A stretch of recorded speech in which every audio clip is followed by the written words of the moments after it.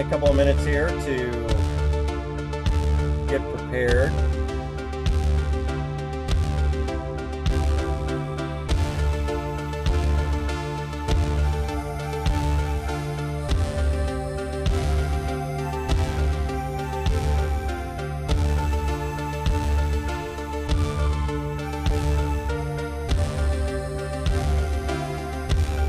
All right, maybe it's a good mic.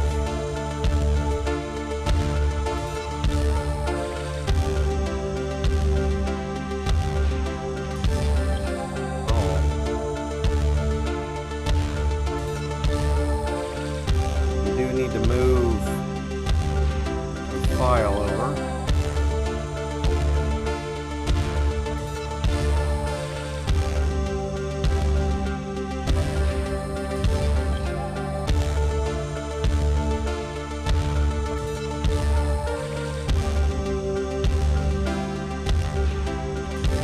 All right.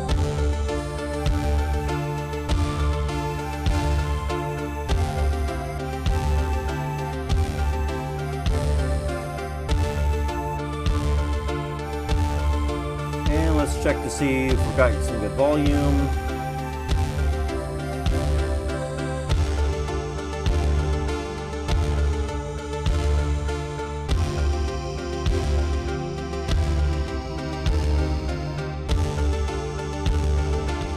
Check, check, check.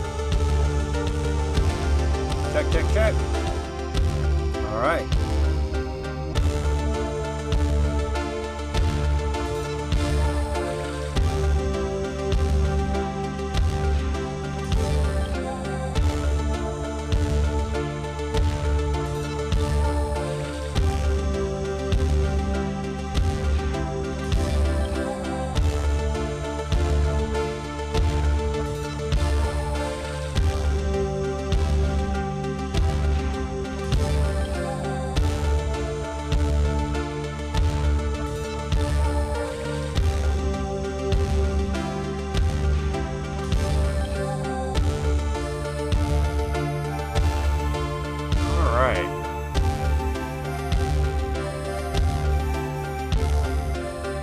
Pull up my spreadsheet here.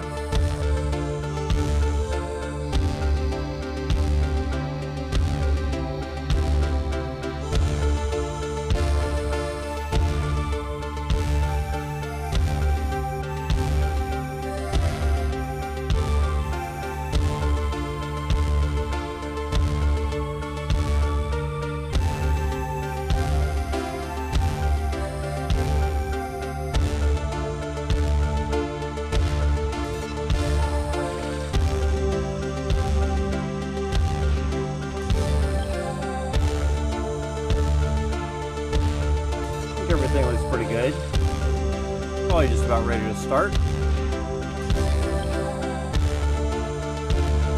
About 3 hours of video recording ready and set.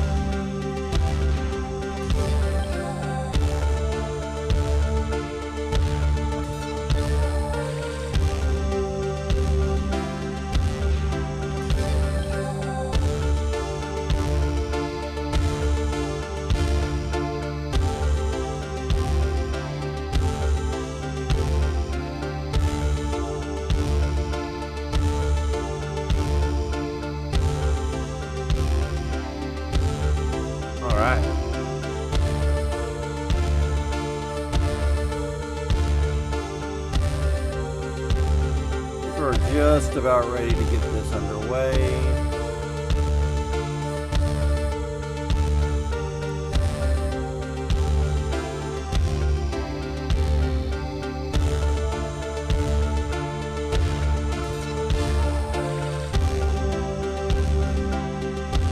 All right, let's do it.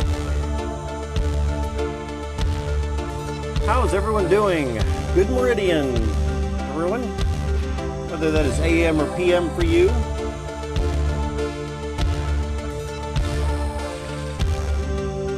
Hope everyone's doing really well.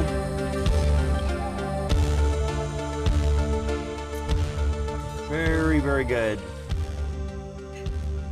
Let me know in chat if the audio sounds a little crackly trying something new here, and I've heard at least once or twice there might be some static. Hopefully we've got all those kinks worked out, but if it's still coming through, I want to make sure to make an adjustment. Okay, so we did our Twitch stream this morning. We bought a hero, another level 1 hero that we'll be using for Fight Klub coming up. I think the tournament starts next Friday, so we've got a few days for it. They're only going to have level 1 heroes in this next Fight Klub tournament, Baby Cup, coming up. It's going to be very interesting.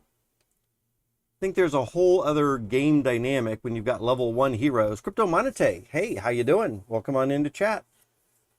What are you up to today? So like I said, I think there's a whole other dynamic when you start to consider level 1 heroes as opposed to something like level 10 or 15 level heroes, because of maybe the strength of their power. Everyone at level 1 is very much like each other, right? I mean, certainly there are some different things in class, and if you have different abilities that different classes can do, that is going to have each of these heroes have different basic abilities, but the power or strength of those abilities might be much less fine-tuned, less honed, all right, less power-ups for each of those things.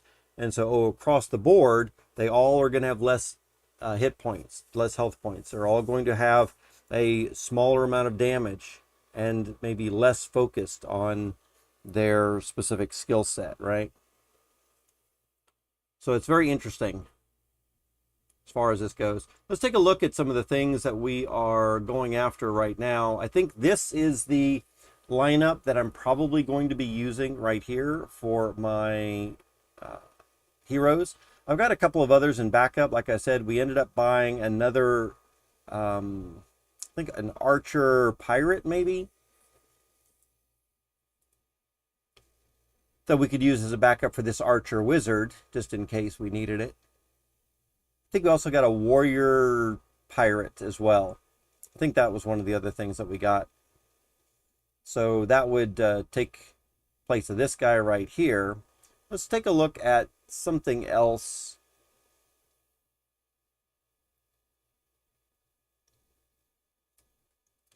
Do we have our warrior pirate in here? Level 1. These are not in order of level. It would be kind of nice if these were in some kind of order. Archer wizard, wizard priest. Anyway, let's load this up again.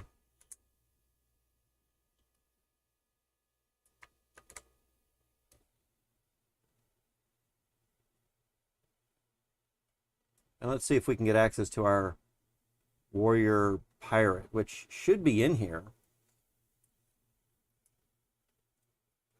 Sunday cleaning, Crypto Monete says. Oh, very nice. Yeah, I've been thinking about taking Sundays off myself from streaming.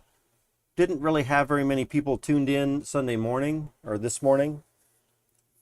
And I'm wondering if this is a bad time for a lot of people. Everyone's doing other things. So either sleeping in, got church, whatever, just relaxing with the family, that kind of thing. And that might give me some time to do a few things myself. Let's go ahead and check out what I've got for heroes that are level 1 heroes.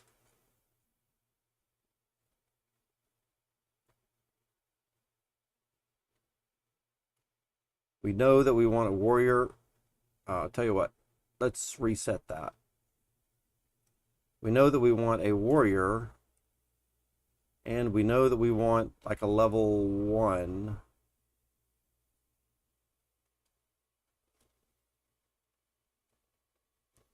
Ingar is one of those.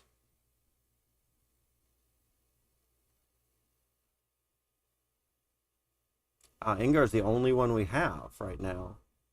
So Where did our other level 1 go that we just purchased? Man, don't tell me I almost purchased it, but I didn't quite follow through.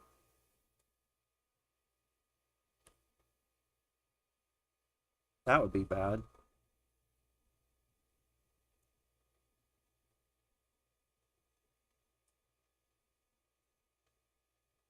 $28,615 is what we're looking at.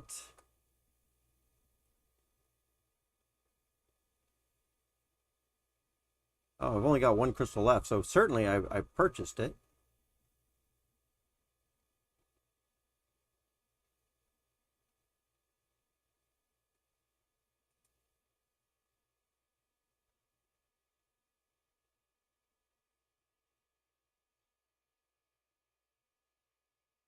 Maybe I moved it off to a different wallet temporarily. I don't think that I would have. I think this is the wallet that I would have moved it to.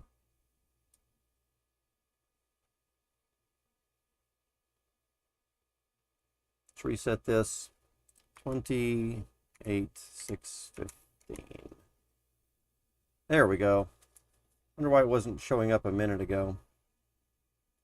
Oh, because it's not a warrior, it is an archer pirate. That's why. Okay. So were we looking at Oh, we were looking at warriors for something else. See, Crypto Monte says, probably a day off for most people. Yes, yes, indeed. I would think that that could also mean a good reason to, fire up a YouTube video and watch somebody, or a Twitch stream and watch somebody on stream while you're doing your, your Sunday cleaning, right? Kind of have a streamer on in the background. Makes sense to me.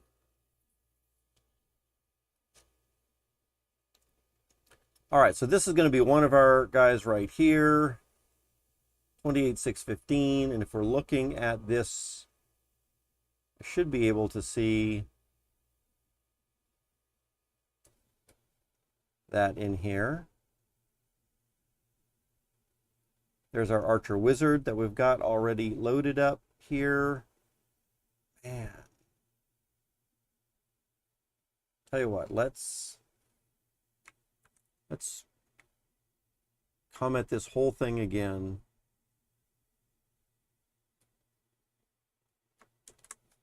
Loading heroes. We've got an Archer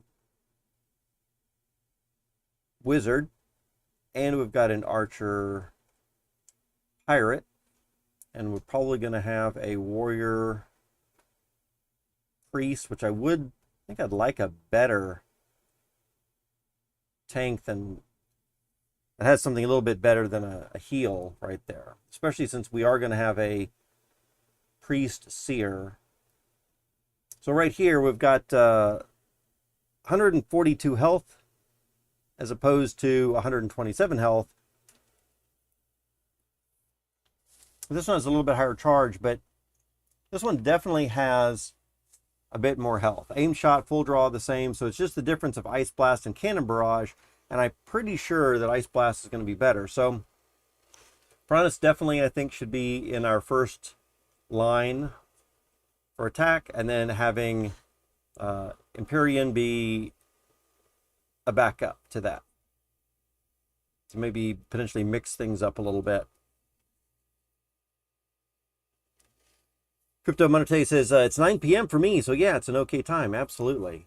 Yeah, it's, I guess, one of the good things about streaming globally. Different people, different viewers, different times of the day for them to come in. Whatever makes most sense, right? And if I'm streaming a couple of times a day, that gives people different opportunities to come in. All right. And so what we really want here, we probably are going to keep Piranhas and get, we're going to drop Imperium from the main, and then that leaves this Priest Seer Montserrat, which will be mostly involved in healing, or maybe a life trap or a curse that we could throw out there as well. But one of the biggest things is we do want that heal from the priest.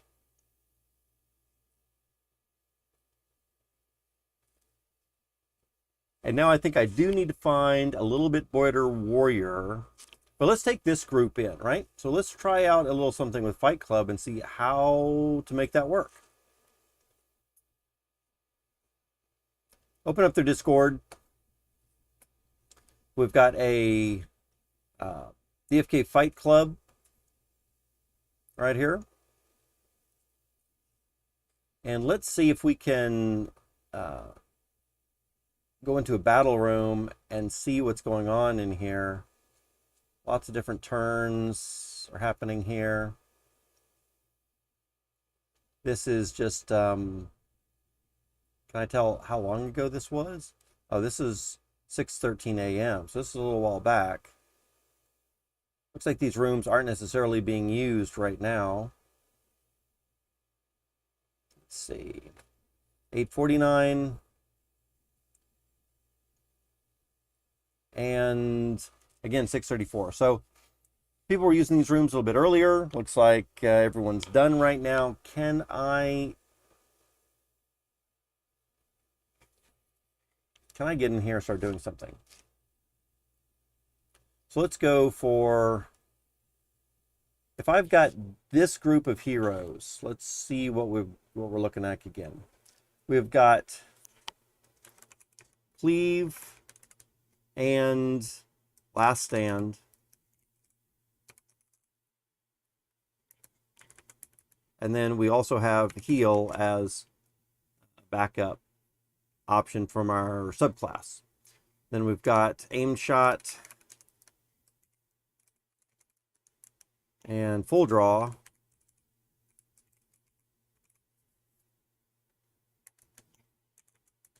With Ice Blast for our next one. And the Priest has Heal along with Life Tap.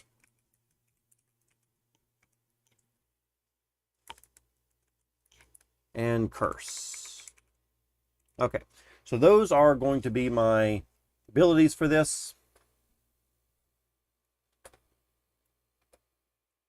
Let's take a look at their Discord and see game information. How turns work, how to set up your account. Let's see.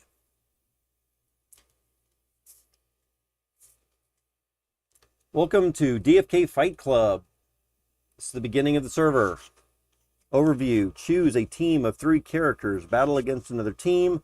First to knock out the entire other team wins. Kind of like a mashup between Pokemon and Tag Team Fighter. So on each battle, or each turn, you can take one action. Use one of your character's abilities. Right, that's the Cleave and Last Stand and so on. You can use any of your frontline's character's abilities and the main ability of your mid position character. Any of the frontline's abilities and the midline. So that would be something like Cleave, Last Stand, or Heal, along with Aim Shot or Full Draw. You can swap your character's position. You can interrupt an enemy. You can deal more damage with your auto attack. Once both players have selected their actions, the turn plays out. Character swap positions first. Characters use abilities. Faster characters go first. The frontmost character on each turn does its auto attack. The frontmost character of each team makes some charge. If you choose not to interrupt an enemy, this will stop, or if you choose to interrupt an enemy, this will stop the target if it tries to swap positions or use a skill, which I think that's changed. I don't think you can block swaps anymore. I think that was changed, but I'm not positive. This does not stop the basic auto attack for the interrupt, right? I'll also interrupt block swapping or using skills, right? On a successful interrupt, you do gain extra charge. Abilities. Characters have the abilities configurable outside of battle. Some ability have a charge requirement before it's able to be used. Charge cost is dependent on the ability to use. For more information, choose this. So my backline, which is going to be heal and life tap and curse, is kind of on the back burner a little bit there.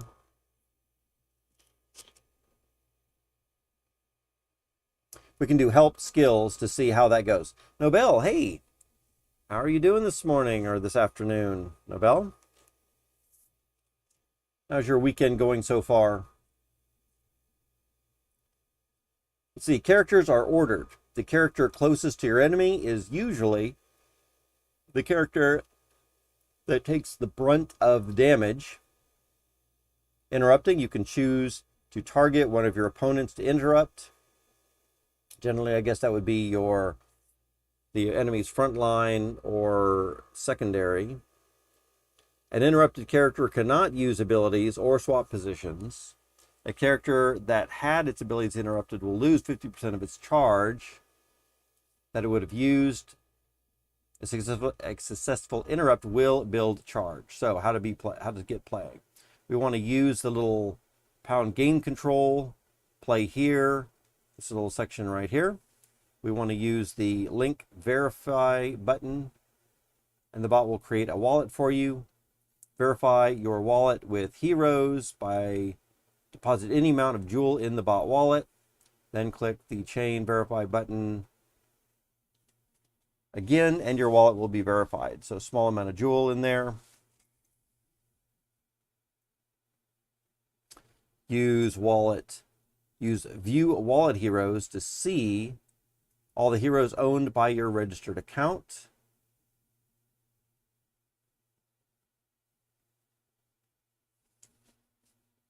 Use your choose team to select your own heroes.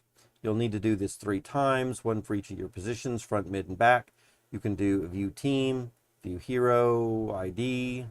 At any time to see the details, use battle at mention to challenge someone, or you can do battle AI to fight against the enemies, which I think we're going to do at first at least. No sense in challenging someone when we have no clue what we're doing yet. Probably take long, slow moves. Once your opponent has accepted, the bot will move you to a separate room to fight, either, I guess, room A, B, or C. How secure is this? We don't need to connect or stake anything. You can deposit temporarily some DFK gold to the bot-provided wallet. Only you and the bot have access to the key.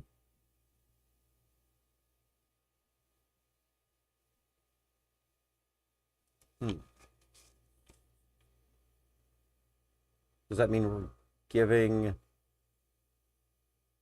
the key to this other thing also?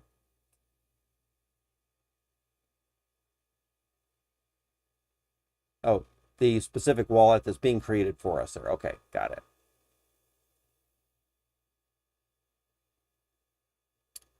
Let's see. You can withdraw that gold out whenever. Heroes don't need to be staked. Gotcha.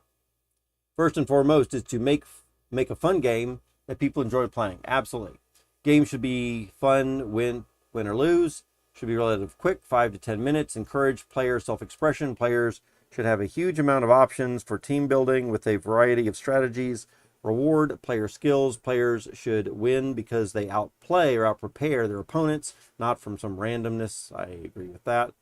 Prepare additional utility for DFK's NFTs.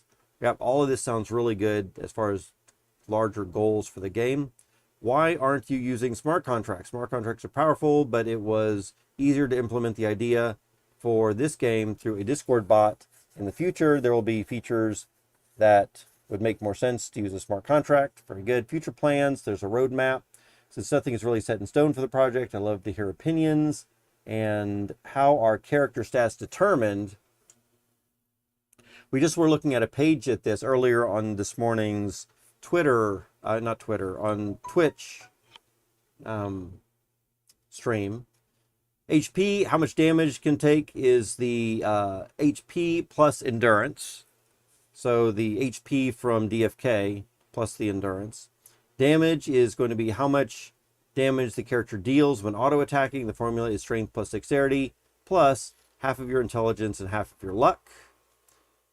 There is a charge, how much charge meter your team gains when this character is front line. Meter is used for using stronger abilities. And if I look over here, we really want a higher charge. So this guy right here being on the front line is actually not giving us much of a charge at all.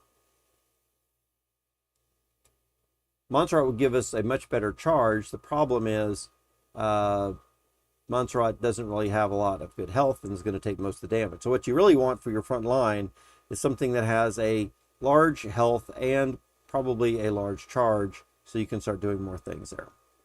See, Nobel here in chat says, yeah, doing great. How about you? I'm doing fantastic myself. You say a little bit of a break this weekend, just chilling with the fam. Nice. Very cool. Sounds good. Y'all doing anything outdoors or game playing together or watching some shows, or what are you doing with the family today? Little picnic outside. I remember when I was young, my family would go to various parks around town, and we would either, go play tennis. My mom and dad played a lot of tennis, and of course we kids didn't enjoy it quite so much, but every now and then we'd jump in. And then of course it would give us kids opportunity to go and play on the jungle gyms and all that kind of good stuff.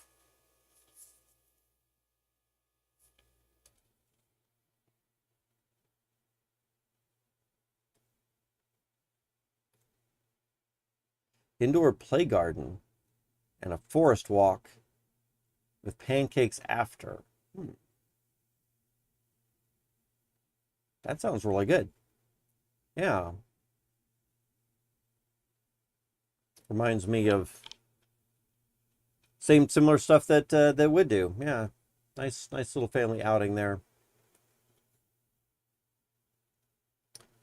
All right. So back to Discord. Looks like I'm not going to be getting much charge for my entire team with that particular warrior. I need to find a little bit better warrior that might bring greater charge. And that is just intelligence plus wisdom, which really would make a great, or which really would be for some kind of like a wizard. But you want to make sure that I guess, wizard or sage would have a really good defense, right? Speed. Each turn, the character with the higher speed goes first. The formula is dexterity and agility and half of your luck. And there's an element modifier based on stats, which we could take a look at as well. If you want notification for players' events, you can react with that, and we should be good to go. So I think I can come in here to play here. Skill-based, let's see, it's a skill-based battler with influences from Pokemon, Final Fantasy, Tactics, Darkest Dungeon. Your DFK hero NFTs are used here. Their stats in Fight Klub are directly influenced by their DFK stats. Manage your team and battle AI with others. There's a tutorial, right? Or there is a tutorial. And then we can also verify our wallet. So I think we first want to click on verify, and we get a message right here. Deposit registered. Your deposit address is this to verify your wallet. To verify your wallet with your heroes, you can use them on your own team, send any amount of jewel on Crystal Veil to the above address. Then we can use /register to finalize the registration. You can also use private key if you want to deposit. If you want to deposit wallet for your own use, which I don't think we'll do, and certainly I don't think we're going to do that on stream. So this is a wallet address that we want to take a look at, and we need to deposit a little bit of jewel, and let's just see if we can do a super tiny bit. I'm sure we can. How much do I have? Oh, I think I have a decent amount over here, actually. Not a ton. But let's go ahead and go to Assets, Jewel, Send, or I'm sorry, my scatterbrained. Send any amount of Jewel. Okay.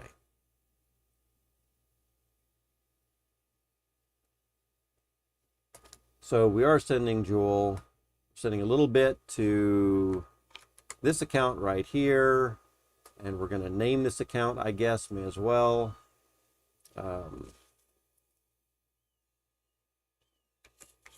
Fight Klub.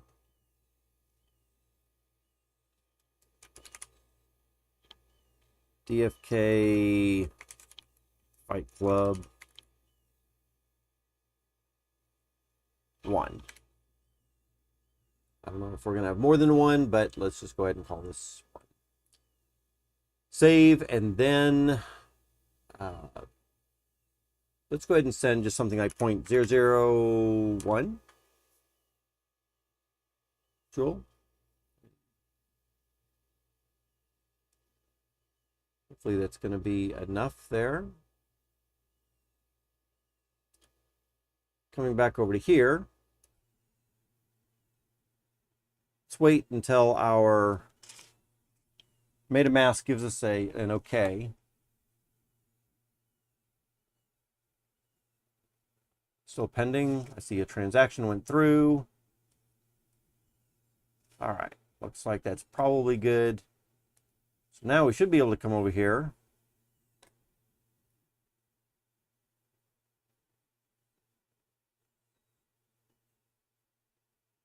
And then we can use register.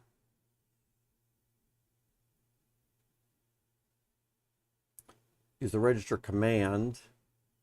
I guess not here, though.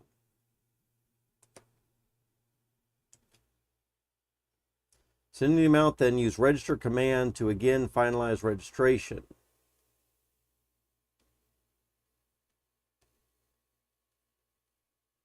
And where do we do that? Back in general?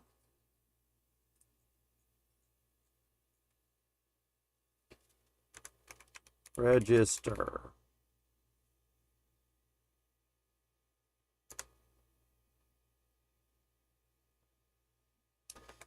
Let's see. All right, your verified wallet address entities are owned by 1CD. That is true. Now selectable. You can now select heroes in your wallet. View your heroes with /wallet heroes to get a list of yours, and then we can choose our team. So I think we could just do something like view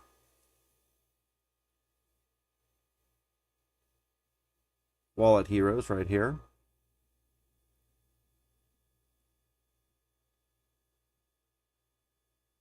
Filter by main class, element, and so on.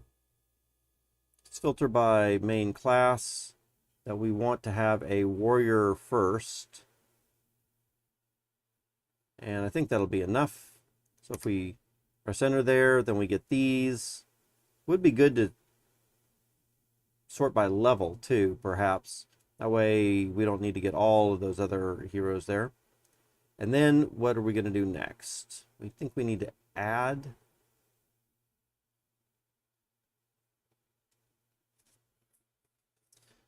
All right, so we have got the play. We have got the verify done. We've done the register. Game information.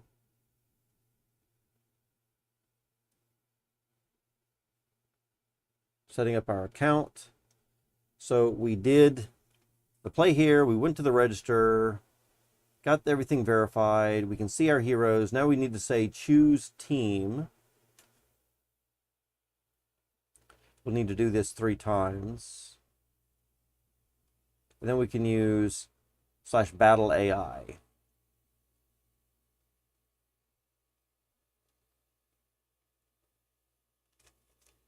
So /choose team. Hero ID is This one,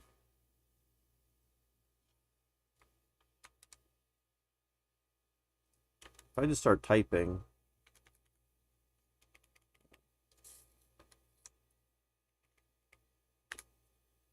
so that's the warrior priest we want in the first position, and we want in the front position. All right.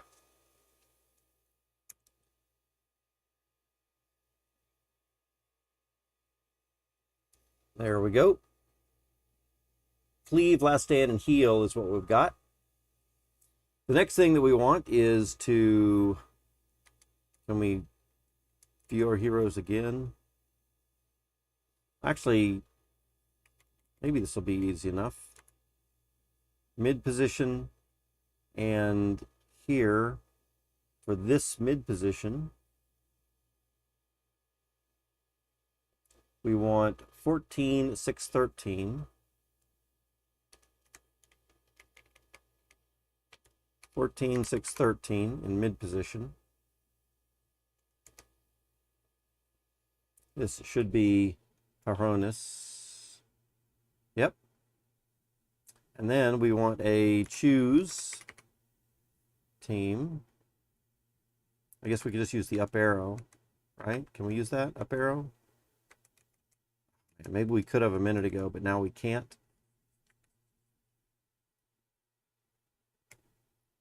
Let's try it again. Up arrow, there we go. So if we over here, our third position is going to be 26, 4, 4, 4. 26, 4, 4, 4. And that is going to be not the mid position, but the back position. All right. So there is our lineup. And now I think we can do battle AI.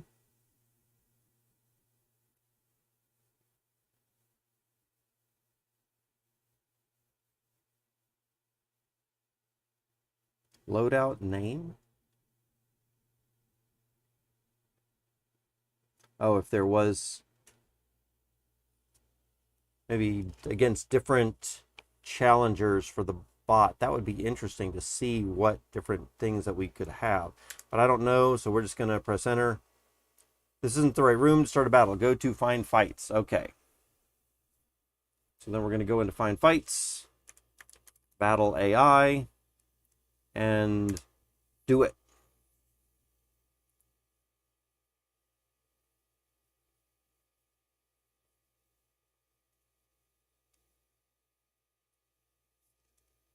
So I guess we're going to hop into this room here, and we can see Fight Club between Rock 808 and the AI. Here is our stuff, our front, mid, and back. Team 2 has Ice Blast, Meteor, and Heal. Hold on, a level 10? Level 11? Level 10?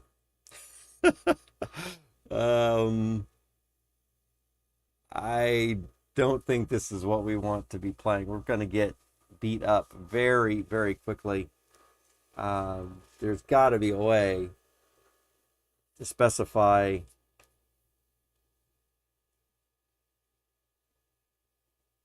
something a little bit different, right? So I've got 45 seconds to make a move. I'm going to say, let's just use a skill, and let's use aimed shot.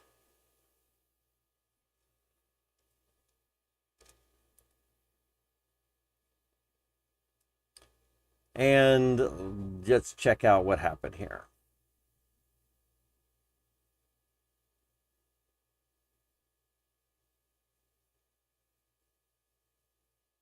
So mid comes up, does some damage, but again, I am going to get pummeled.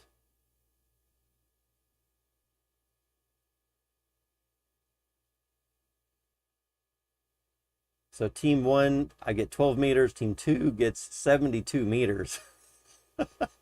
Again, they are, level 10s and stuff, right? So I've got 45 seconds to make a move. Let's say we're going to use Fierce Attack.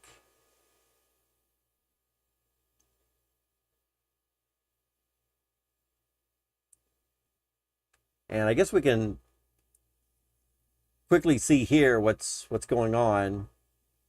So there's first attack. So they got first move and did 63 points of damage. Or no, take 63. Yeah, so I take 63 points of damage. I fiercely attack and I deal out 42 points of damage. So actually not a lot less. That's interesting. Team 2 charges 97 meters. Team 1, I'm only getting 37 meters extra charge. Extra 25 charge since both attacked. Okay. So turn for action on 3. We could actually see that, I guess, happen right here. Attacks me for 63. Attack him for only 42.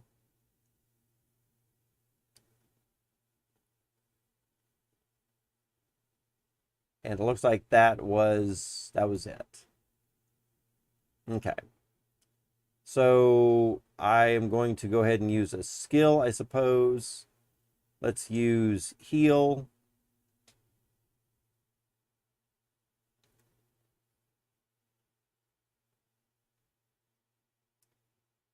Let's see what we got here. I use heal, gains 45 health, no change in HP. For this one, because of course still full, does a fierce attack. I take 54 damage, so I gained 45, so I'm still taking more damage than I'm getting.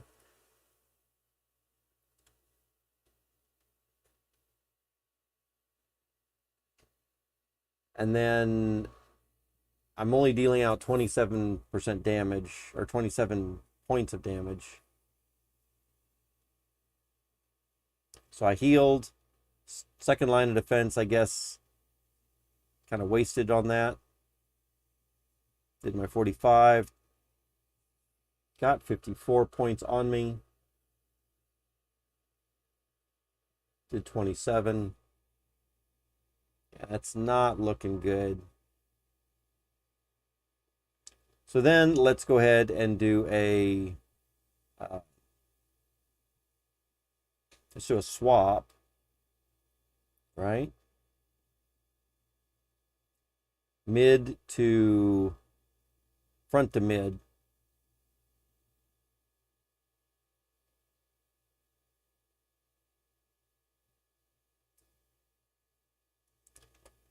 Let's see. Ingar and Piranhas swap positions. Their team is going to attack my newly front person here. Take 54 points of damage. Deals out 29 points of damage. They again get 72 meters and I get 13. So I think what's happening here also is they're trying to build up this meter so they can use a special higher level skill that might require more meter. And they've already built up quite a bit. So that's part of the strategy, I think, is they've got one of these guys back here building up some, preparing to use a higher meter for that. Let's go ahead and use skill. And we're going to do aimed or ice blast, I guess.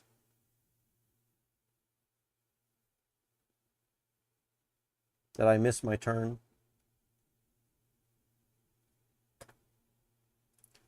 All right, so I use ice blast.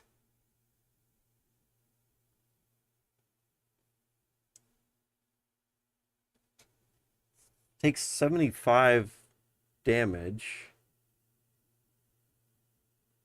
Oh, they are also using ice blast. Is that what's going on? They use ice blast. I take 75 points of damage. You lose 6 speed. I use ice blast. They take 75 points of damage. So that's a pretty decent amount of damage from that. They lose 8 speed. Then, of course, we have a normal attack.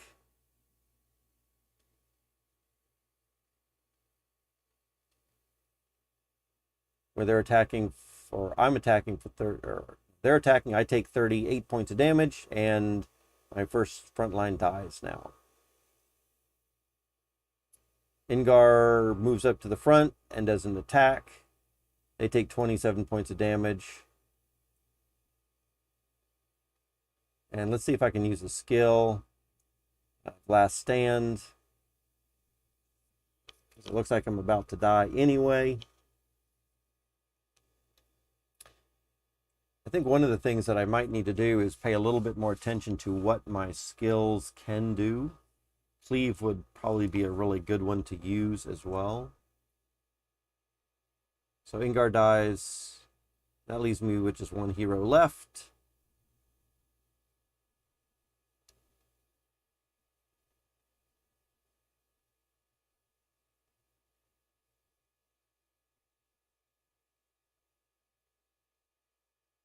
So then there's 20 points of damage dealing out there. But again, that's not going to be much.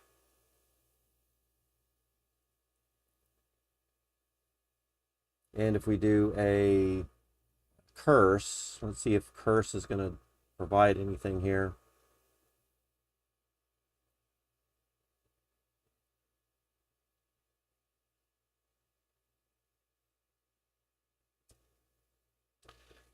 All right, so they use Meteor. Oh my goodness. I take 100 points of damage. Uses negative 200 meter. Yep, so they use their 2 meters for that. I use curse. He's now cursed. Use 1 meter for that.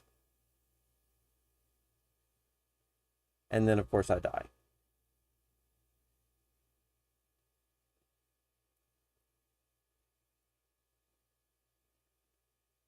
Now, so Meteor would have affected all 3 positions. So you really got to... You've only got like maybe 6 turns to do something. I'm wondering if that curse should have come in earlier. Again, I don't really know how I'm... See, Bravoslавs, what did you get yesterday, man? I had to go and hurry because I got a phone call. We got a really good pirate miner, actually. But it's not going to be good for Fight Klub, unfortunately. Let's, I can show you here. Heroes in my wallet. This one right here. Nope, nope, this is not the one that we got. Let's view heroes, reset this, and look at level 1s.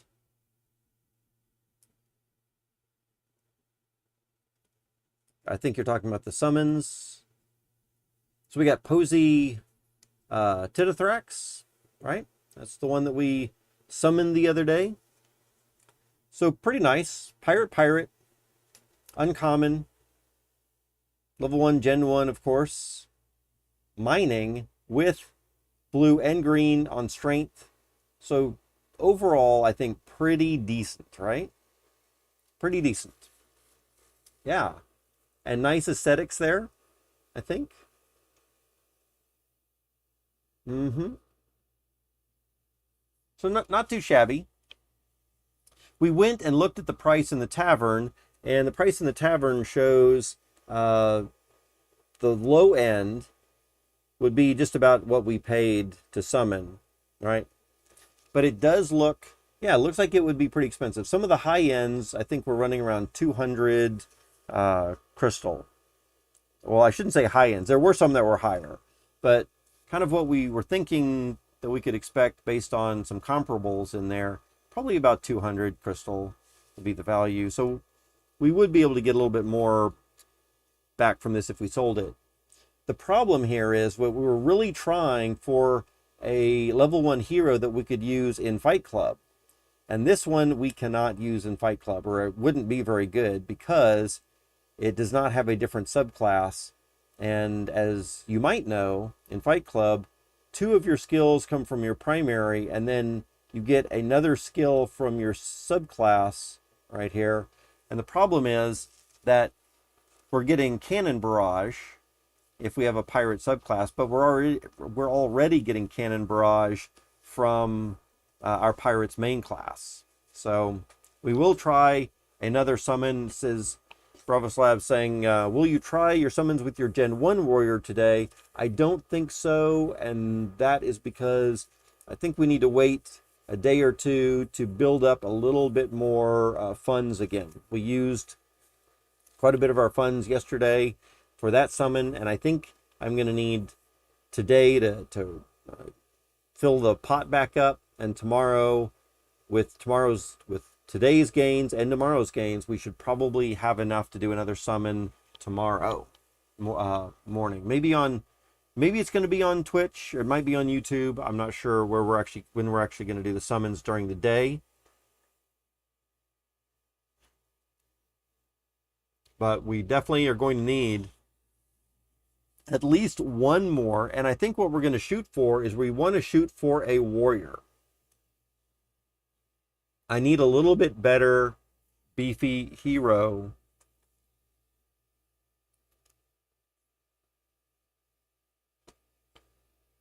than this one that I've got right now. If we take a quick look at my lineup that I'm using, the main warrior that we're using right now still has a priest subclass, which I guess is kind of okay. I guess I did use that. I did actually use that once, but maybe that's not overly important.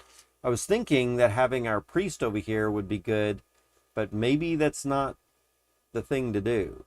Maybe the thing to do is to lay out a curse right away, and maybe even have that 27 front line right away, and then immediately move this guy to the back line after he's done a curse. I really need to find out how to better use my abilities, right? So that's the next step. Finding out what these abilities do,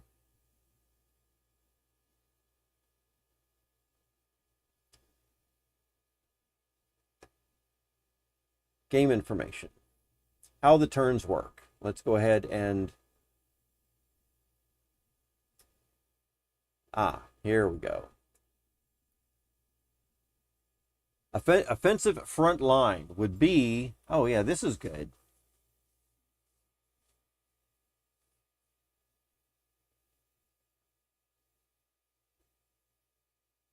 Offensive front line, pin down enemies for catching retreating enemies, tricky offense tactics. Yeah. Generic healing, protector of allies. Okay. Selfish offensive. Or, yeah. Tricky swaps, damage over time. That could be kind of good. A summoner would have that, which we're not going to have. So then a Dread Knight is that. So it looks like they're going from smaller units to bigger units with the Dread Knight, Sage and Dragoon. I don't think I have any Summoners, Ninjas, Dark Knights. So it looks like I'm going to be using from just these. So I do have a Priest that would be involved with general healing. Heal your front line and mid characters for 45.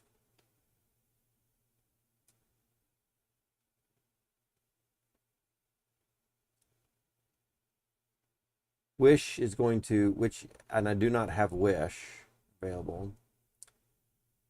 Wizard, which I don't have either, although I do have Ice Blast, deals 70 damage, decrease enemy speed by 10. So that would be something to use maybe pretty quick. I don't think it uses a meter either. I think this small number right here, which is a little hard to see on the screen, it's talking about meters. So for the Priest, heal is not going to use any meter. Ice Blast wouldn't use any meter. Meditate would get us 80 meter. I do not have a monk in anything as well. Cannon Barrage deals 50 damage, then push self back 1 position. I wonder if you're already at the very back.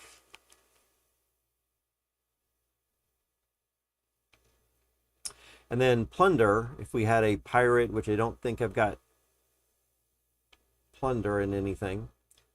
Thief, we've got Backstab and Viper Strike, which I don't have access to. I do have access to Aim Shot and Full Draw. So here we're looking at 70 damage. I'm sure I can read that. It looks like 1. 1 meter is going to be full draw. Deal 110 damage to the enemy's back line.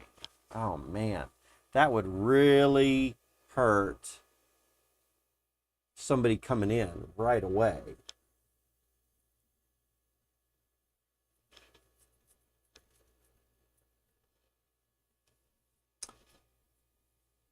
I don't have a knight, so we don't need to worry about shackle or thing. And then we've got cleave, 70 damage to front line and midline enemy. So I really need to be looking like that. And then last stand, gain attack based on HP missing. So if I know that I'm about to die, that's the one that I use. Plus 30% per quarter of the HP that I'm missing. So let's see. Coming in with the cleave would be good. Last stand, again, something we want to do at the very end. Aim Shot Full Draw could be something that we would want to use from our midline to their back line, definitely. It also means that we want to make sure that our heroes don't have any less than 110 health, especially the back line there, if they were going to bring in an archer. Heal. What's life tap? There's somewhere a life tap somewhere.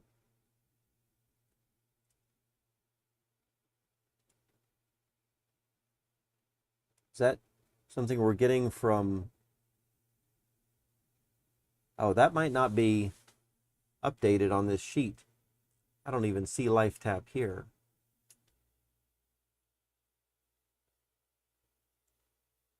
Doesn't look like I'm missing it.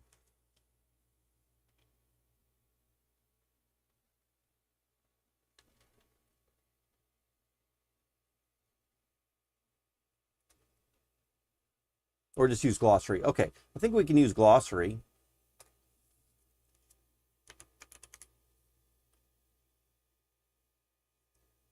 And just press enter, I guess.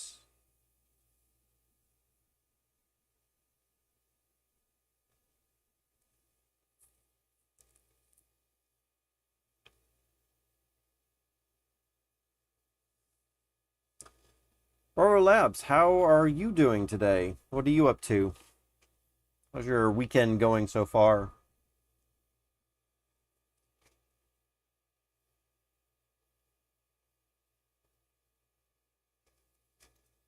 Oh, it's taking a long time to do this here. Did that not take?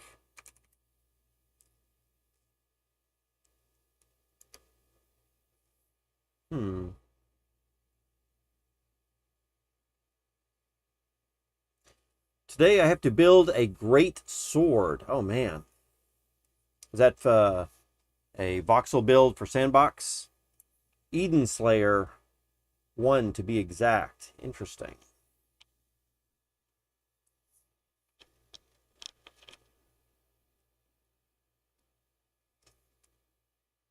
So Bravos Labs, how's my sound quality today? You seem to be able to pick up on strange quirks in the sound quality. Still trying to iron out when I'm getting static and when I'm not. Doesn't seem to always be the same thing.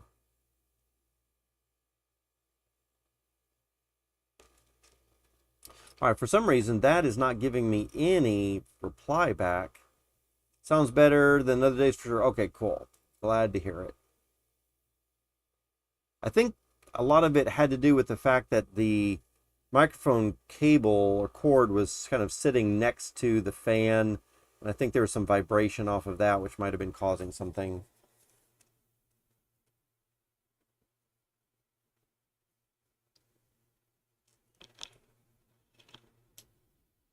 All right, so I don't even know what to say about this.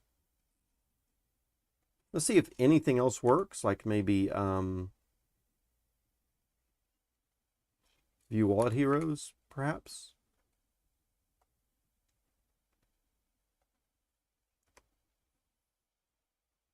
So that works.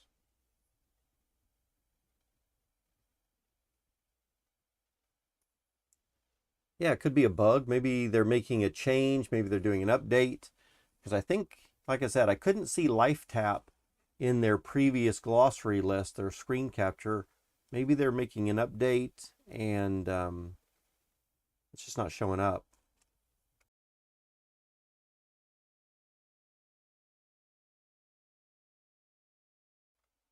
It's kind of strange. All right. At any rate, I need to find out what... Oh, and curse. Did we see curse over there before, too?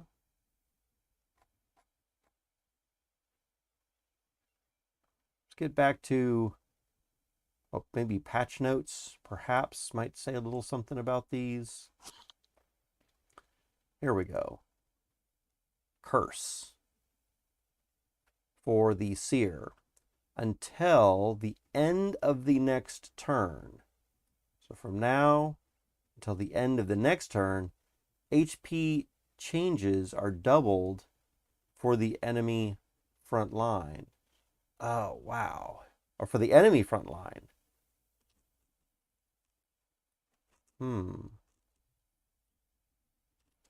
HP changes? I don't know what I think about that. So when you're doing it to the enemy front line, of course, then that's obvious right there. But when you say changes instead of damage, HP or HP damage are doubled for the enemy front line. But you're not saying that. You're saying changes, which means that I think positive changes also would be doubled. So if the enemy heals himself in that turn, would that be a double heal? Interesting. So I think what I would want to do is I would want to come in with curse and then cleave.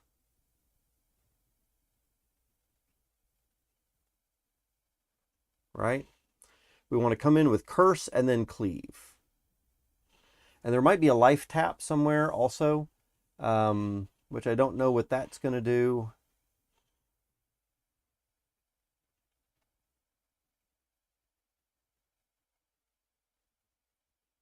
Life tap. That might draw enemy health points, maybe, to us, to our side.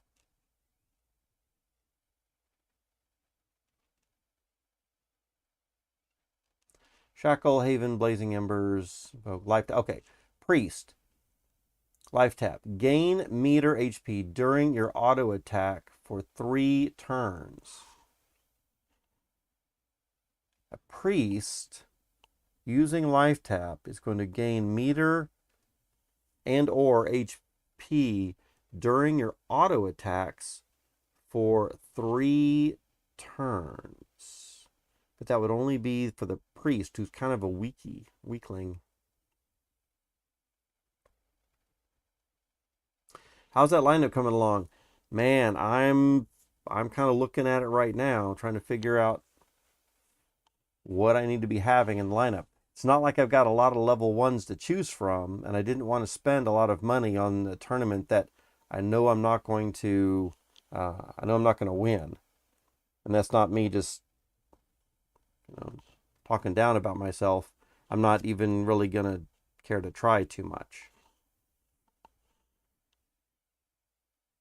Might be something I'll do in the future. I didn't even think I was going to spend as much time as I am today looking at how to even do my, even work with my abilities. But I thought I'd look into this a little bit. Might be kind of fun to help promote, make a video, maybe get some more people inspired.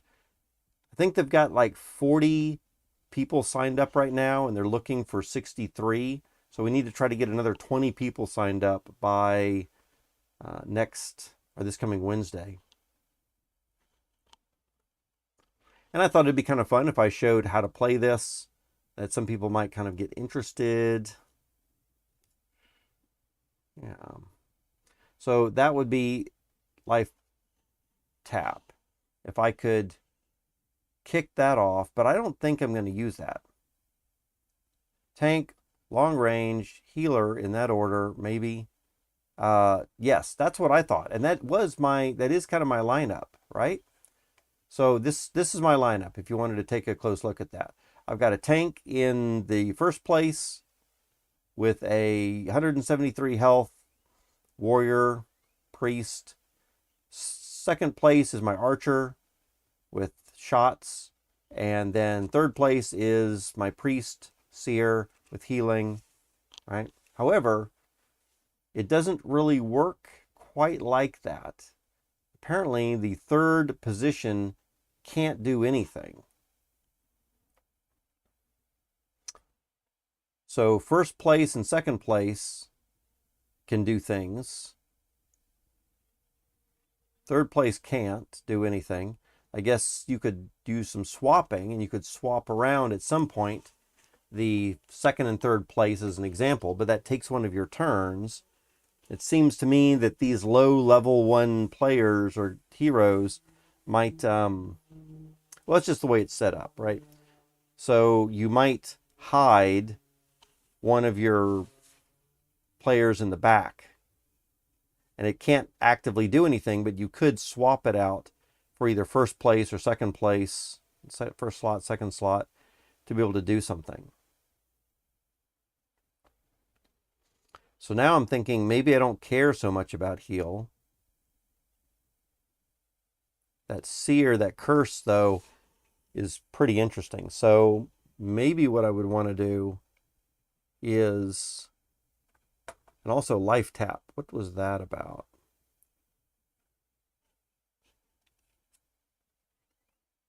During your auto attack for the next 3 turns. So to me, that says this priest is going to survive on the front line for 2 to 3 turns and do auto attacks for this life tap. I also don't know how many meter that takes to run.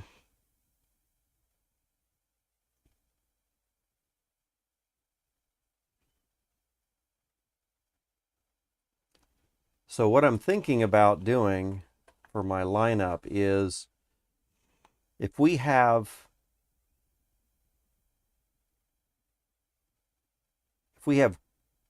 curse, if we can get off a curse first, in other words, bring up this healer to maybe second place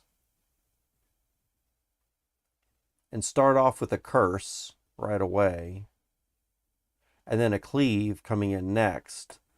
Let's see if that would make a big difference. I also need to make sure that, let's see, general.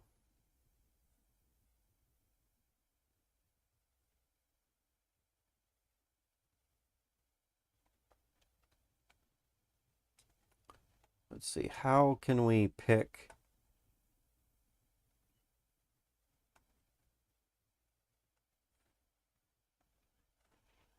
Let's see, it's just me talking there. How can I pick? You can battle one of your saved loadouts in the AI. You can battle one of your saved loadouts in the AI to change the level of AI heroes. It's always set to a specific team, level 10ish, but I'm going to be making some change soon. Is the AI always the same level as the heroes? Yeah, that's a bit of a problem right there.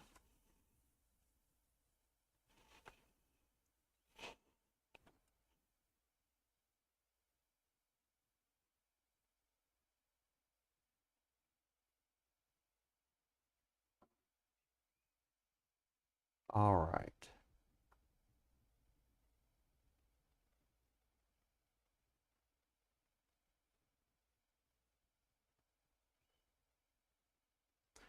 Can Sage heal itself?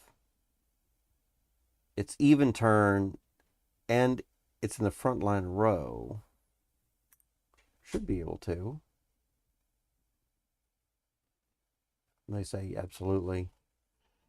Okay. So let's change our team a little bit and see what we can do here. View team or something. There we go. So that's the team. Let's go ahead and manage our team, which is something like choose team.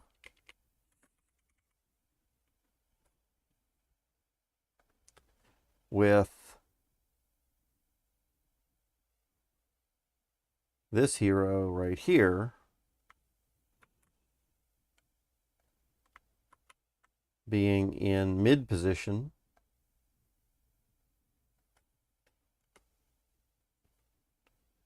And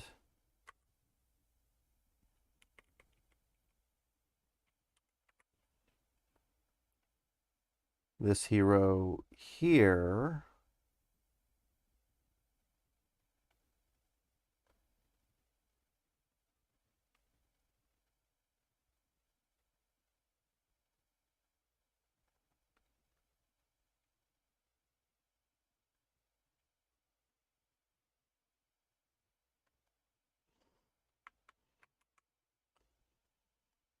being in third position.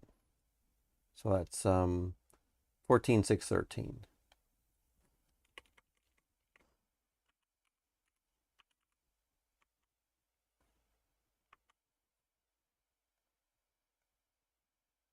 Back.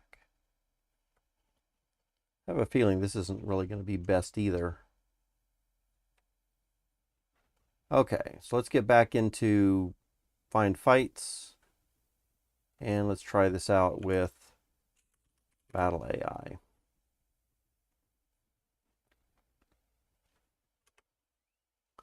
All right. So then maybe what we want to do here is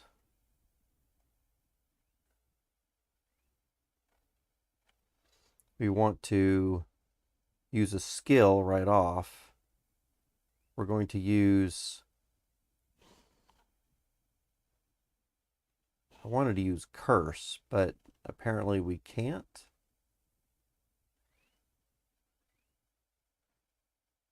Let's use life tap.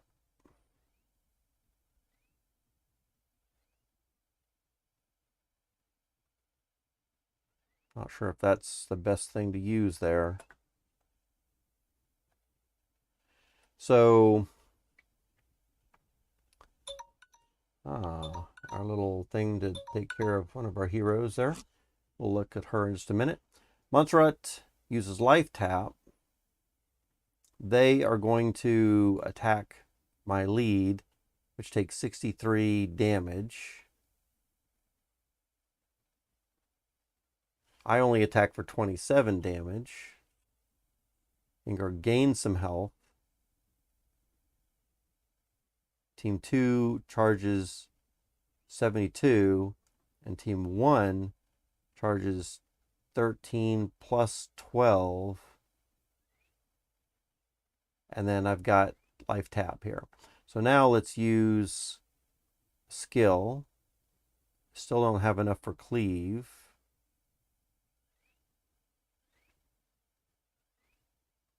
Maybe I should have done light. Maybe I should have done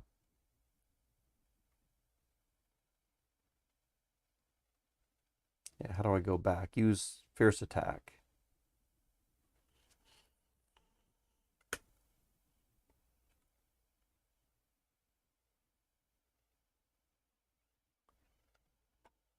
So that gets us what? They use heal against 27. No change in HP. They attack. So he's healing and attacking. I take 39 points damage. I'm going to attack. I deal out 36 points of damage. They regain, or I regain 18 health. They charge for 72 meters. I get 18 plus 12. Can we use a skill now? No. How much? Let's take a look at this real quick, this video. How much? Potatoes, how are you doing? Good day. How's your weekend going? What are you up to today? So it looks like my meter is just building really slow here.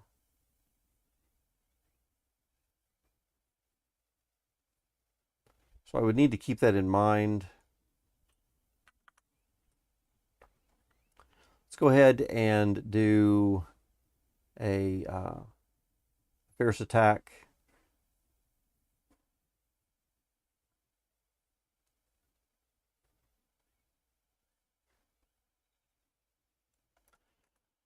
And that's going to be,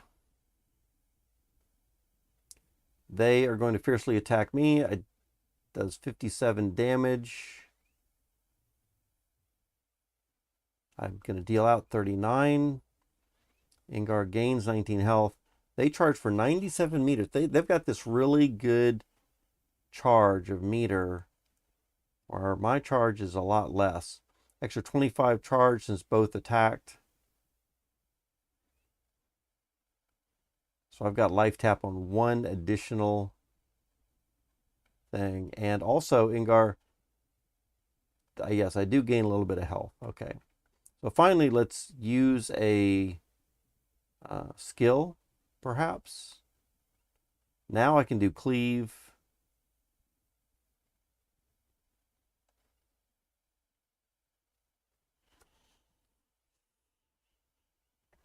But this is starting, turn 4, right? Use cleave, takes 70 points of damage and 70 points of damage for that one. But look at how much health they have. Of course, being level 10, it's not really very accurate, I don't think, as far as level 1s against level 1s. I use 100 meter. They attack, 60 damage. I'm down to 4 health.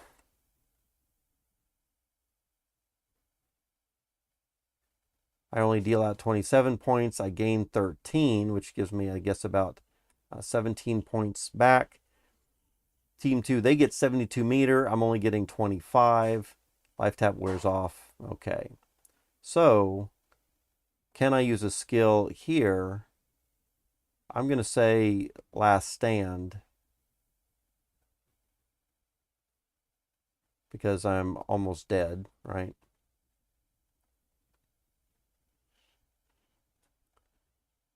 And from here, I gain 32 points of damage. They fiercely attack. I take the damage and I die. So that means that I don't really even deal that, right? Because I didn't get my attack off first. I'm not sure if that's true or not. So then my second line moves up and attacks for 24. Again, just attacking some pretty high level characters. Team 2 charges for 72. I've just got a small 27 there. We're going to use skill. Could heal, aim shot. Let's do an aim shot for their... I didn't get to... Well, I guess full draw would allow me to hit their second place. So let's see what we got here. Take an aim shot. I do 70 points of damage, but again, there's no way. I'm not even close to killing these guys. I take 58 points of damage. I'm down to 61. I deal 24.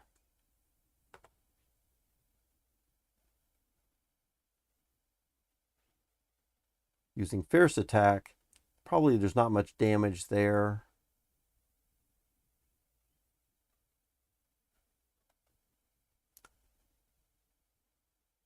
Montserrat, or they use heal, they gain 45 health points. This next one in line gains 62. They attack. I take 36 points of damage, and I'm down to 25. I attack fiercely. I deal out 31, which is a far cry from like the 70 or 100 points.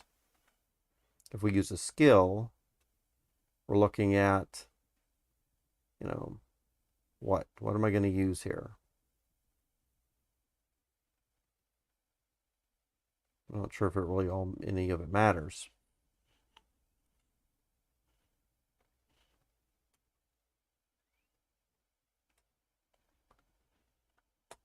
So they use Ice Blast, and again, 75 points and dies, and I think Ice Blast just hits everybody. No, I guess. Yeah, I guess that is true. Hits everybody. So I take another 42 points of damage there.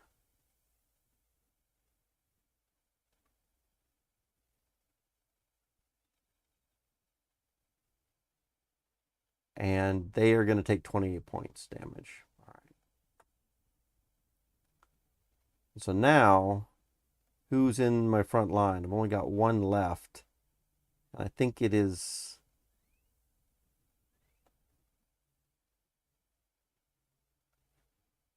this guy right here, my archer,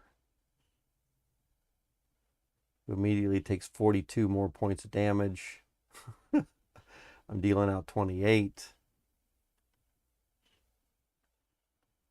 Let's see. And then I think we can use a skill. I might have 1 meter. Let's do full draw or Ice Blast. Let's see what Ice Blast is going to do here.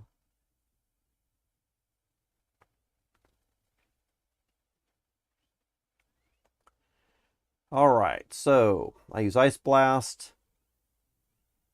Takes 75 points of damage, loses some speed. They attack. I get 58 points of damage on me. And then I attack and deal out another 25 points of damage. They charge and we charge. Let's use a skill again. I can't use Ice Blast anymore. We'll try Aim Shot. Another 70 points of damage maybe. I guess right here it's telling me a little bit about those skills. So I use Aim Shot, do 70 points of damage. They're down to 615, which again is massive. No way I'm going to knock that down. They use heal, gain 45 more.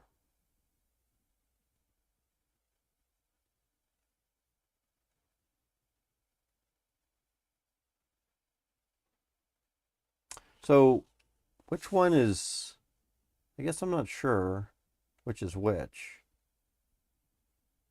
Somebody's attacking from the midline. Maybe that's what the situation is.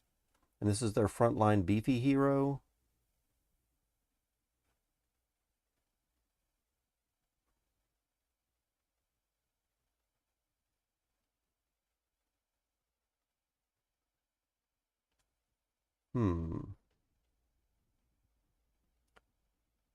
If we use a skill and do full draw,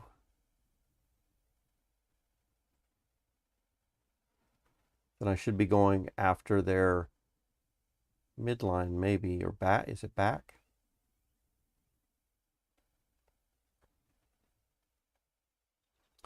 All right. So Sigwolf Mithril takes 110 points. Again, they've got so many hit points and health. Doesn't really matter too much.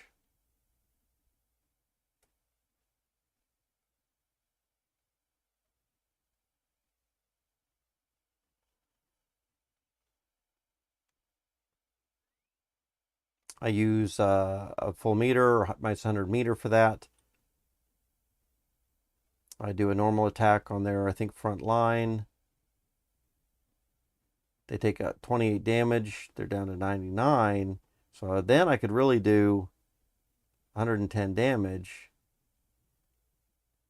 They fiercely attack. They get 61 damage, and that kills me. So, yeah. All right.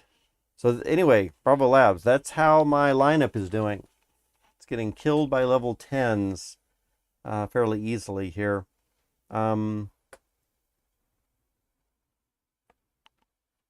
Is there a way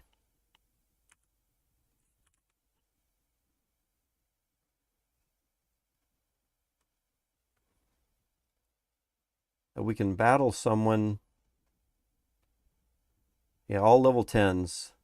Yeah. Is there a way that I can battle a load up? I have no idea. Battle AI. And then there's an option. Loadout name. I'd have to know a loadout name.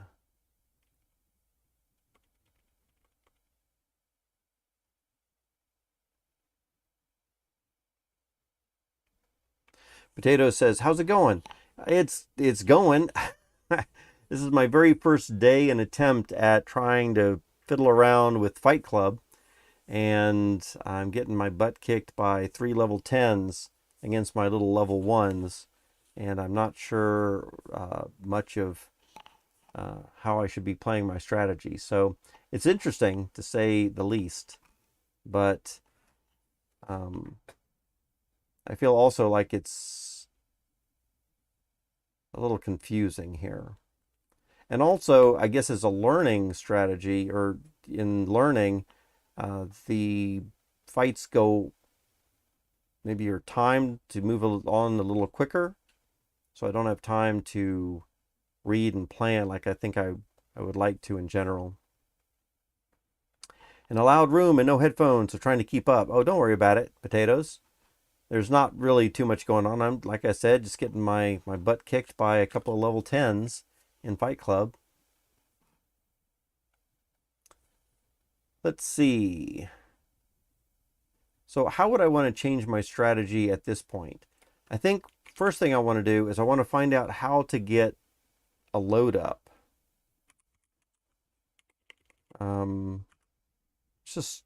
Let's do help first, maybe.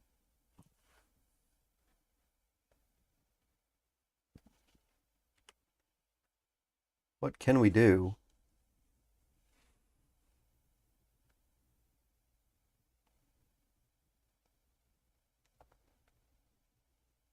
Maybe I don't need to be in room number 3 either. Can we go back to general and try that?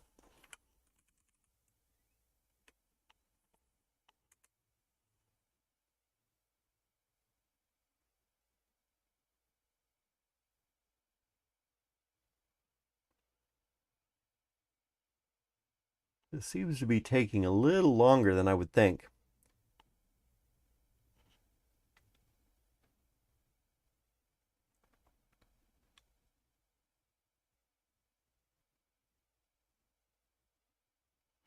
Okay. Read me first. I think I've read this. As set to level 10, you can create a preset team from your own heroes and battle that. Yeah, I think think that's what I'm going to have to do. Then that's kind of what I'm looking into right now. Try to find out how I can do some kind of load up name, maybe.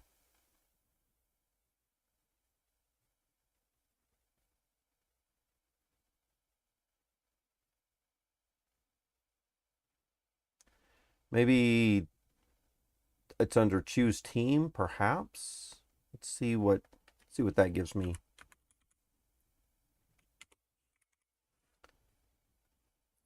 No. Is there something else with team?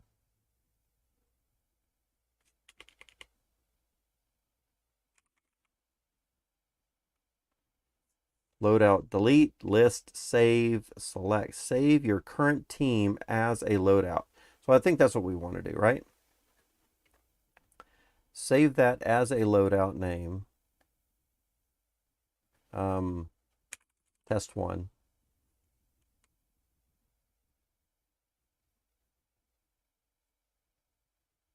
You can select it with loadout select test 1.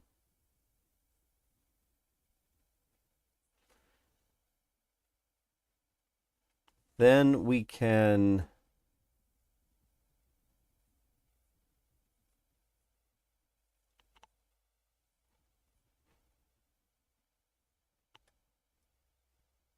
I think we can come back into find fights. Let's check for loadout again. Just see, change your current team to the loadout name. We can view that with the list. We can do loadout list just to see our loadouts. This one's called test 1. And then we can battle AI.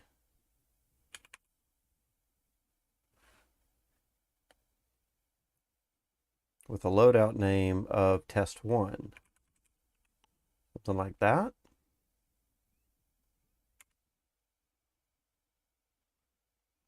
Let's go into battle room B.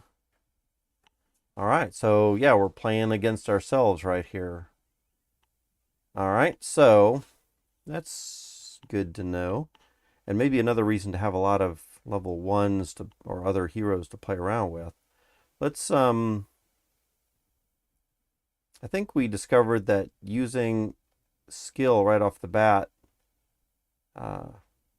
would give us the ability to do a life tap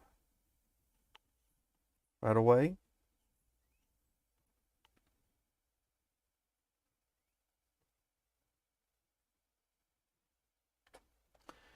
So what is happening here? They use last stand. That would be a silly thing, I think. Inger loses 0 damage. Okay. Montrite uses life tap. Inger attacks. Inger, of course, this was very difficult to read since it's all the same names. My team takes 29 damage. I attack the other one, and then the other team takes 25 damage. And then I gain 12 health. They get 12 meter charge, and I get twice that. So that's good. Okay. So then we want to see about using a skill again, or probably better yet, just doing a fierce attack.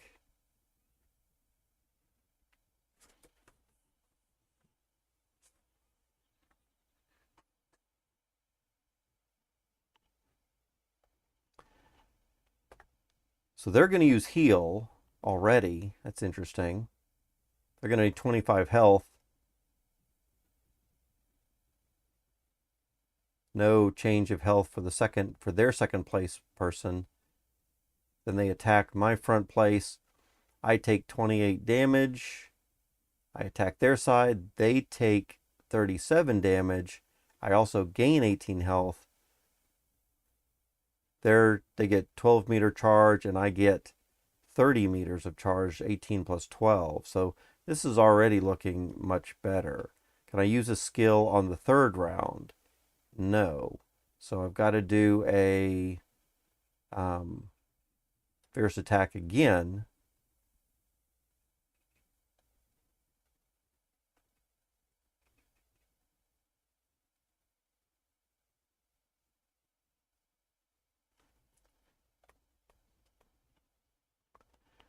They're going to use last stand again.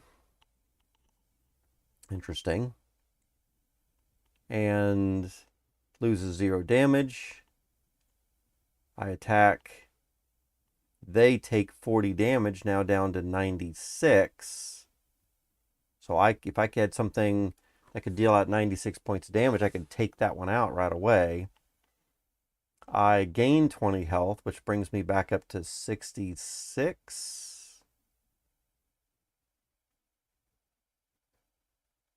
They do an attack. I lose 24. They get 20 charge. I get 24. So that's pretty good. Can I use on the 4th turn? No, I still can't. So we're going to do a 3rd first attack in a row. I don't think I like that lineup. I'd rather have another attack over the next, over those first 3 turns. I take 40 points of damage. They take 36 points of damage. I gain 18 health, brings me back up to 120. They get a 37-meter charge. I get a 40, 50, 5-meter charge on turn 3, 4. So now I could probably use a skill that is going to be Cleave and really deal some damage to their front and second line.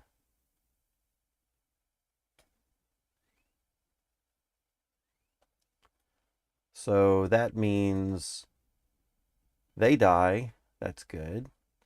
Their second in line goes down to 49.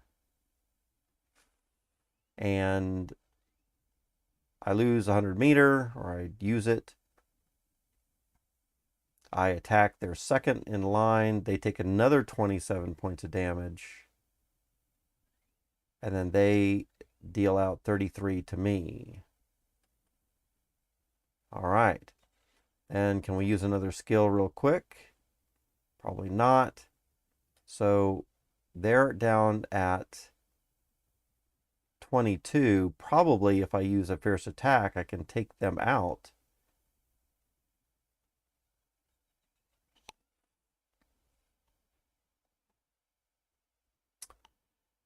Yeah, look at that. So here I do a fierce attack and 37 points of damage. Takes him down. Then his last person comes in, deals some damage to me. We gain a bunch of stuff there. And finally,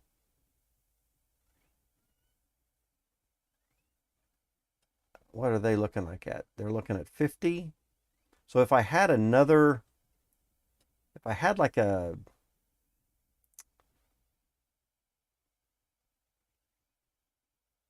ice blast, that kind of thing would be really good. But it looks like I'm going to have to do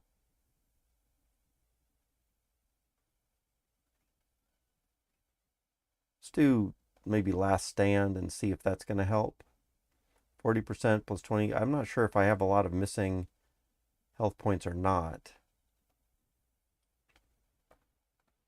So here, they use Ice Blast, and that's what I was a little afraid of right there. Someone getting in an Ice Blast.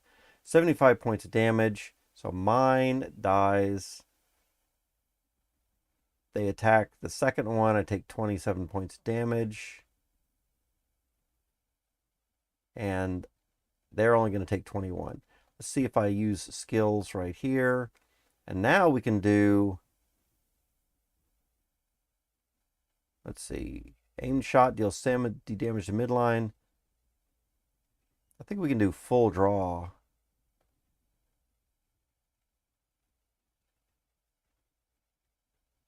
$110 to the furthest enemy, which should be the first one. Yep. So here, I use full draw, takes that meter, bring them down to 11 from 121, and then they attack, do 40 to me, but my auto attack gets back and does the last 24 that we need, and then we win. So we can even take a look at that video here.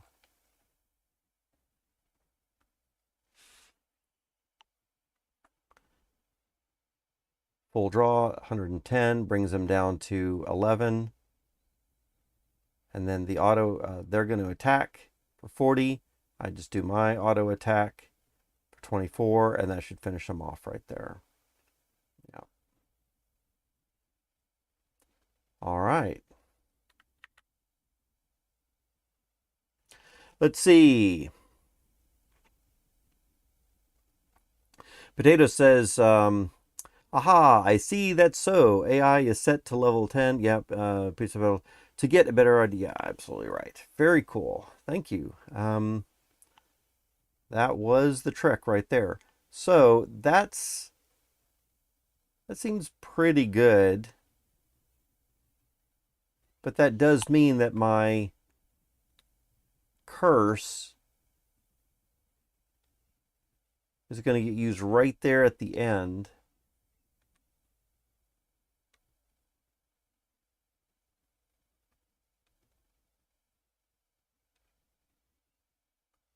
Or, I'm sorry, curse isn't going to be used at all in that particular case. Ice Blast. Tell you what, now that I've seen this, let's move this around a little bit.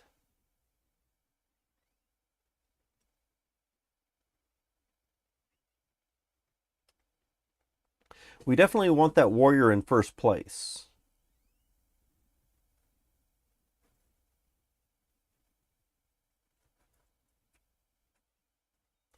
I liked that life tap kicking off first. That seems to be pretty nice. I mean, not life tap. Oh yeah, life tap.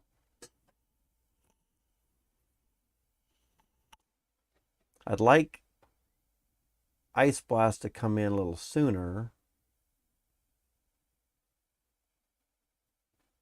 And of course, this is if they're not doing any type of swapping or any other type of crazy stuff too, right? I'd have to change around my strategy a little bit.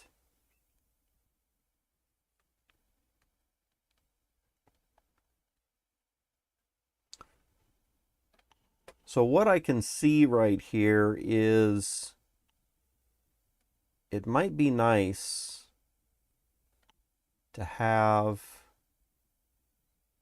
a bit more of a beefy warrior. So this warrior has 173 health.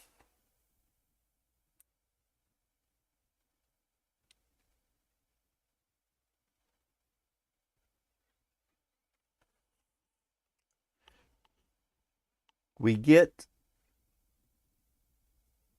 life tap right up here at the beginning, which I think we do want. I think that's important to have.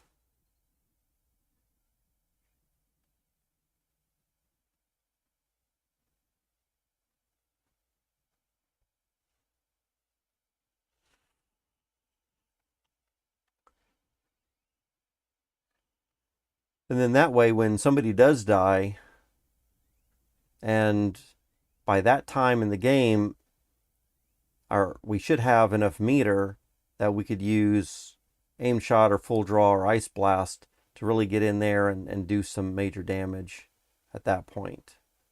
But again, it's getting up to about turn 5.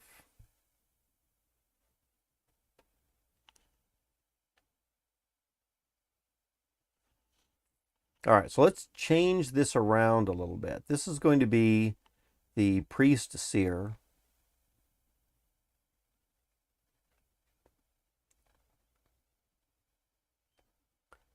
And this is going to be the archer wizard back here.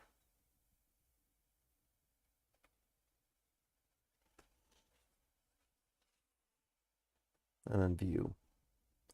So this is what we're looking like for a lineup at this point, where we can immediately kick off life tap. We're going to get a few rounds of automatic healing, perhaps.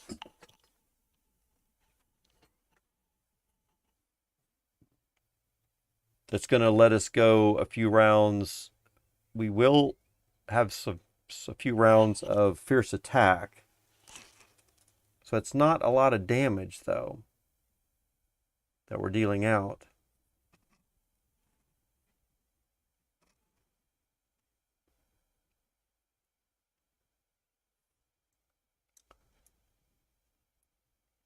And we never did use our heal. So what other abilities do we have that would not take any meter? I think that's the important thing, is to have 0 meter attacks.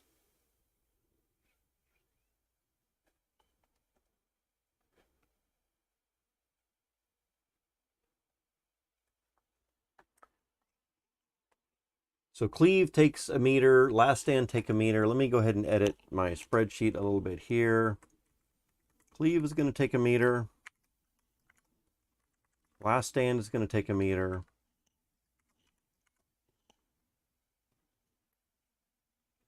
Full draw is going to take a meter.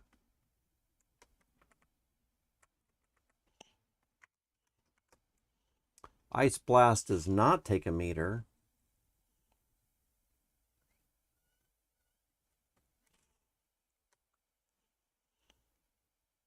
Life Tap was not in here, and neither was Curse. What are some other things that would not take a meter?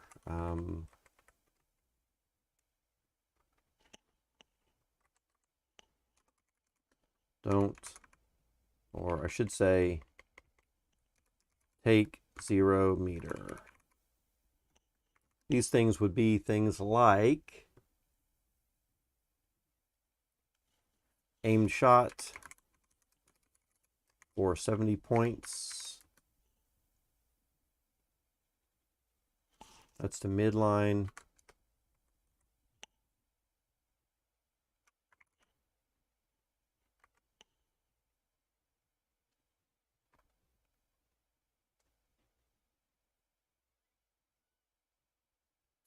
Backstab does 60 damage to enemy midline. If enemy swap this turn, then deal double instead.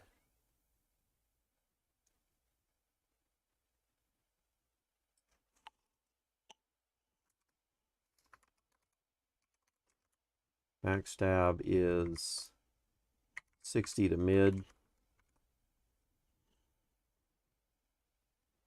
Cannon Barrage is 50, so that's what we really probably want, like a Warrior Pirate, perhaps. And push self back 1 position.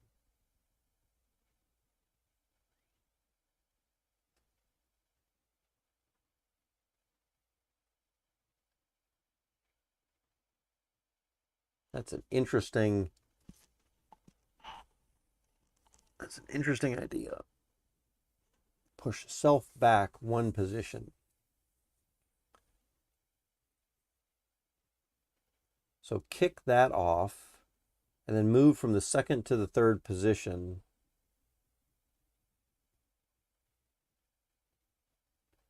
And then maybe bring up an archer that would do another 70 points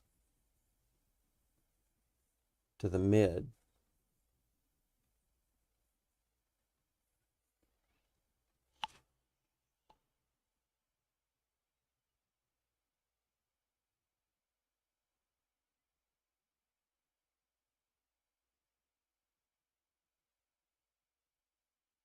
So we've got Cannon Barrage.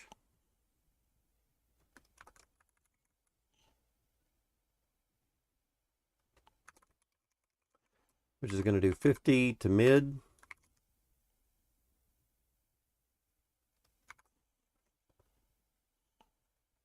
A lot of these things are dealing damage to the mid position. Or it says deal 50 damage, not to mid, but just deal 50 damage.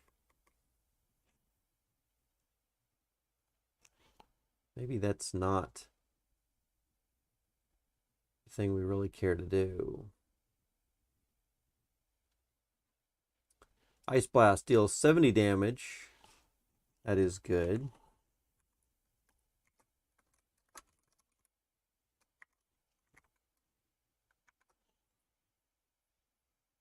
Decrease the enemy speed by 10. So kicking off an Ice Blast right away, or even every turn, would be really good.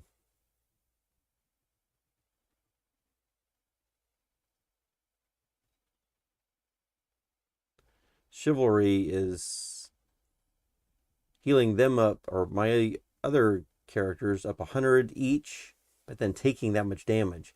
That is going to be painful for that paladin.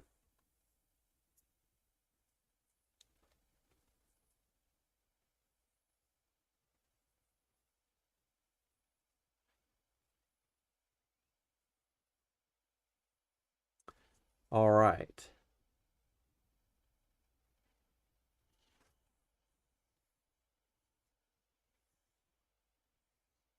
If we have some tricky stuff like shield slam or shackle, enemy front lines can't swap.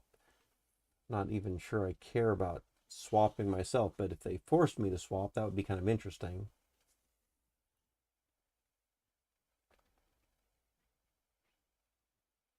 Viper Strike deals 50 damage and poison enemy front line.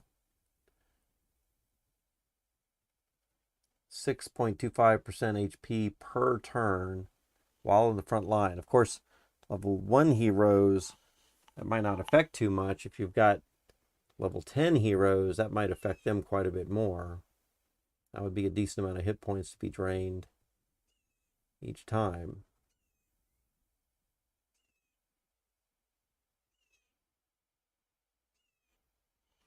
Okay. So I feel like what we want to do is focus on aimed shots, which hits the mid, backstabs, which also hit the mid,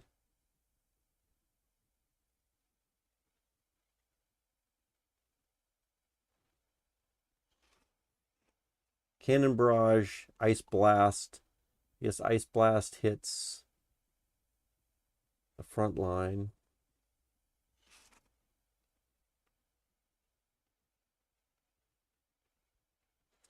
So I think really what we'd like to have in our second position, I think what I'd like to do is have a warrior in the front. That's the tank, pretty heavy. I'd like to have a pirate in the second position that would first use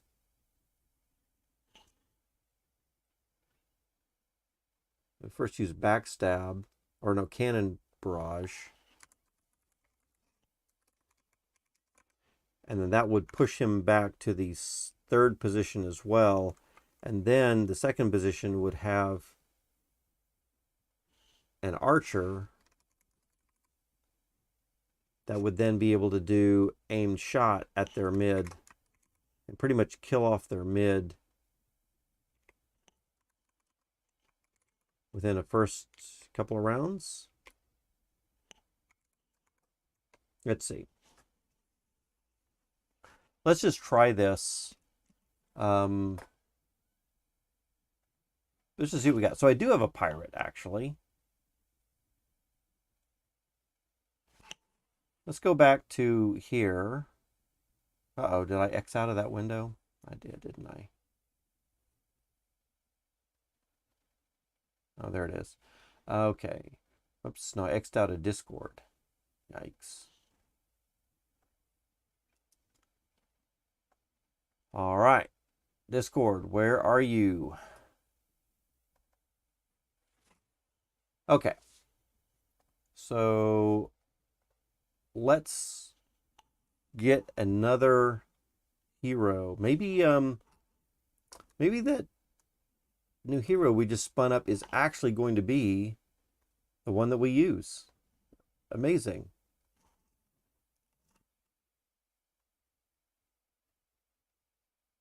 All right, let's take a look at back into general and look at view wallet heroes. We want to look for main class of pirate and subclass of pirate also, which gives us this little level 1 right here. So then we can do this. Let's view team.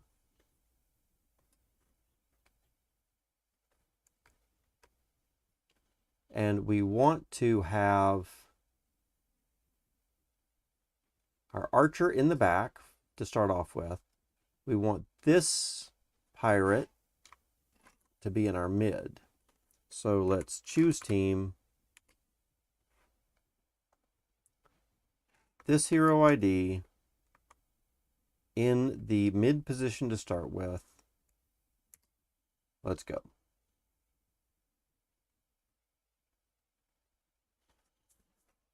All right. Then what we're going to do is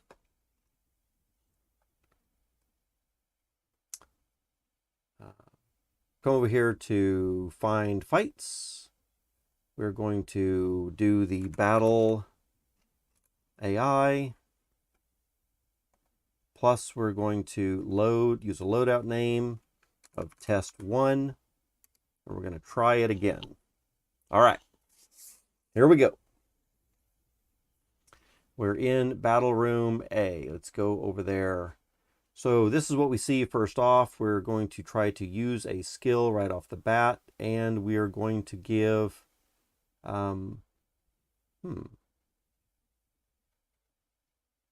because our life tap was in the one that we dropped.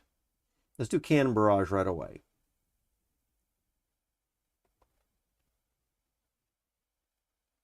So I would have preferred to have a life tap going on, perhaps. This one is going to deal out 50 damage to their midline. And then their midline attacks our midline. We take 37 points of damage. We dealt out third. And Ingard takes 25 for the normal damage that we do. So then we can use a skill again. And now that we've got that, we're going to do aim shot to take out their mid right away. Or closely. Looks like it's not going to quite work, is it? And so we use aim shot. They take 70 more damage, so now they're down to 49. And they're going to go ahead and attack. So mine's taking 39. We're down to 97. Then we do the normal attacks, and they take another 25 on their front line. So now if we use skill again, I don't have aimed shot available to me anymore. Oh, we're on cooldown, right, because it's got to only use every other turn. So now we're going to do a fierce attack.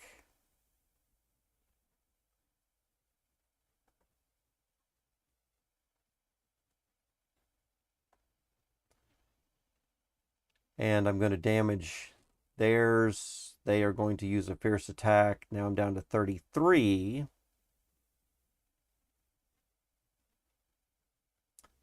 Team 2 charges 37. I charge 37. I should be able to use a skill now. So I'm down to... No. Yeah, I'm down to 61. So I should be good. So if I use a skill and aim shot again, hopefully this is going to take out their midline at this point. Yeah, so I do aim shot. I take them down from 49. That kills it off. We're going to have another attack. They are going to take 29 damage down to 4. I take 43 damage down to 18. Can we use a skill? Let's go ahead and do last stand. So we are going to just sacrifice that. Now that I'm down to like 3 hit points. So Ingar uses last stand, gains 32 damage. They use heal to get back up there. I attack, and I do kill them with that. And then, of course, they do a little bit more damage on mine. That finished it off. So if we take a look at that battle, I went in there, used last stand, gains that damage. They try to do some healing, but it's not enough. I end up taking them out. And then they come in and do 27, which ends up taking me out, but they've only got this one left. So now, when I do a use skill, I've got aim shot or even cannon barrage. Aim shot's going to do 70. Full draw is going to do 110. Ice blast is going to do 75. Let's do that one.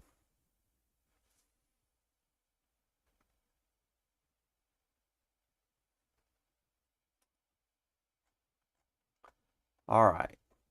So that leaves us with an ice blast, which takes them down to 67.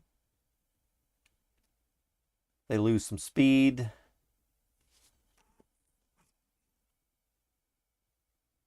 Posey takes 70 damage. They take another 30 damage from the stuff, another 28 damage. So here I think we can use skills. Aim shot ought to be enough at this point. Aim shot's going to do 70. Cannon barrage is going to do, I think the aim shot is the one that we want. And that's probably going to finish it off.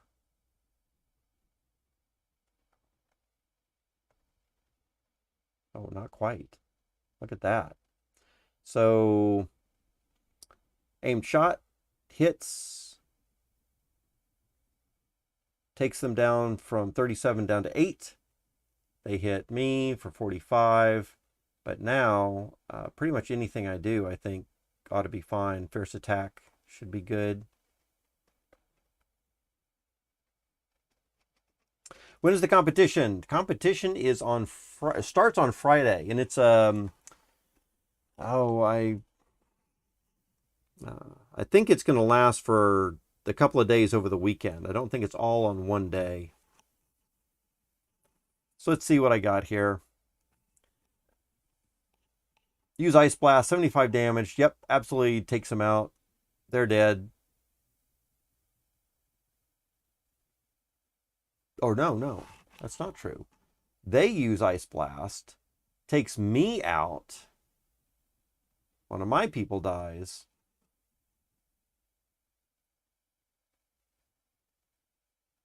Then they get a normal attack, which does 27 more damage. And then my character gets to do a fierce attack, which does finally take them out from 8 to negative 46. So, man, yeah. And we can look at that right here. So they get their initiative 75 with Ice Blast. Takes out my guy. Man, it really comes down pretty close with that strategy. That's really close. too close, actually, for what I prefer. Yeah. Interesting. Okay. Good deal. Let's see. Bravo, so you thinking about putting some level 1s in here to see if you can, how well you can do in the tournament coming up this next week? I think you have to register by Wednesday, probably at the latest, and there's a limited number of seats. I think there's only 64 people that can compete. Last I saw, they were at 40 something. That was, I guess, a day or so ago. I don't know how many more have been filling in those seats. My guess is that at some point they're going to fill in the rest of those seats, even with other like friends and other staff member type things. So all 64 are going to get filled in, is my guess. So if you want in, I think you've got a couple days to do it.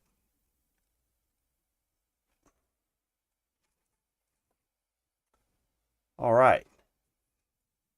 So this was a little challenging for another reason, and that's because maybe next one I don't feel skilled enough as to compete. Yeah, so Bravo Slabs, I'm not planning to win any of them. The only reason I'm doing this video right here is to kind of show some people how it can be played. And as a very brand new person, I don't know anything about what I'm doing. People can get inspired and learn pretty quickly, I guess.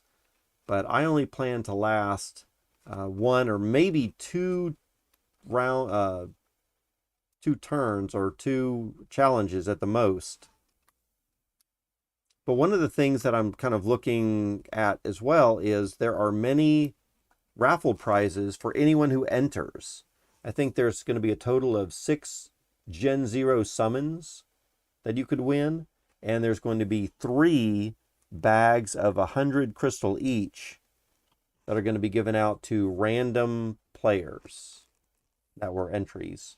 So even if I don't get in the top 3 slots or 4 slots, I still have a chance to win that. And really, for me, it's more about just being part of the community and stuff. And that might not be what everyone else would do. Yeah, that sounds like a nice deal. Yeah, it is. In fact, let me just go ahead and show y'all. Let's see, where is that? Would it be under tournament chat? Yeah, here it is. So, oh, I've already responded to that. So there's the sign-up sheet. I guess I've already responded to that. There's a Twitter post, maybe? Is this me? Yeah, let's look up Fight Klub. Maybe even DFK Fight Klub. Let's see if they have a...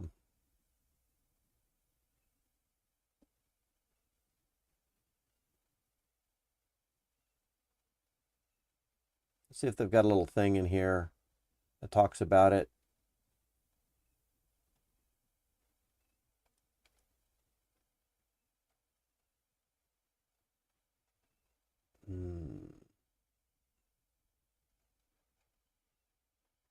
Looks like they don't have anything in here about this upcoming tournament, which is a little strange, actually.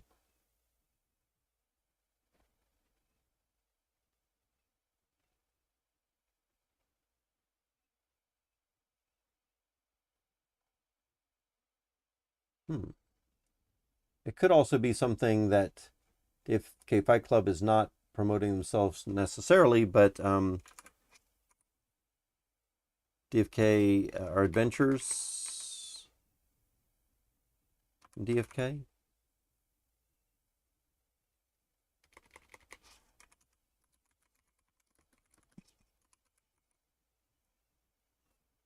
Let's see something like this, because I think they're kind of hosting it a little bit. Oh, I'm not even following them. Let's see here.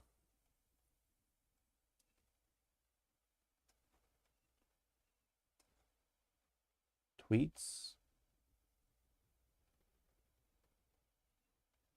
Oh, maybe Nine Dwarf too? Possibly. What's going on here? Do they not have any tweets?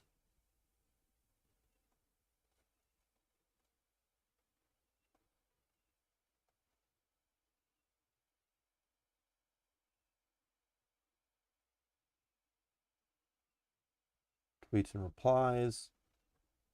Who to follow, media likes. I have no idea what's going on. Do they really not have any tweets? Is that what's going on? Maybe this isn't really even a real following one and one follower. You know what? I'm not going to follow either. Maybe this isn't the real Adventures in DeFi Kingdoms. It's part of the issue.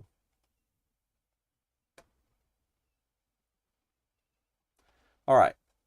So let's take a look at something else. Back in their Discord for Adventures in DeFi Kingdoms, announcements. Let's check in here.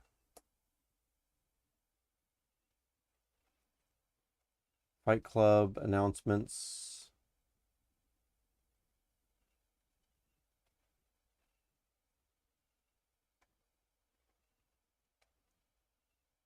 No announcements?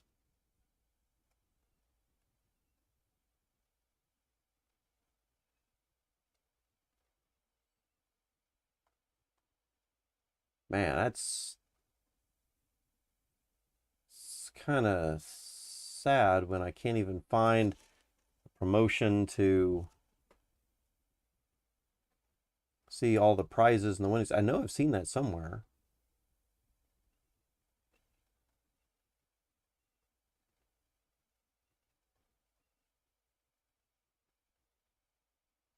But when you can't find it very quickly,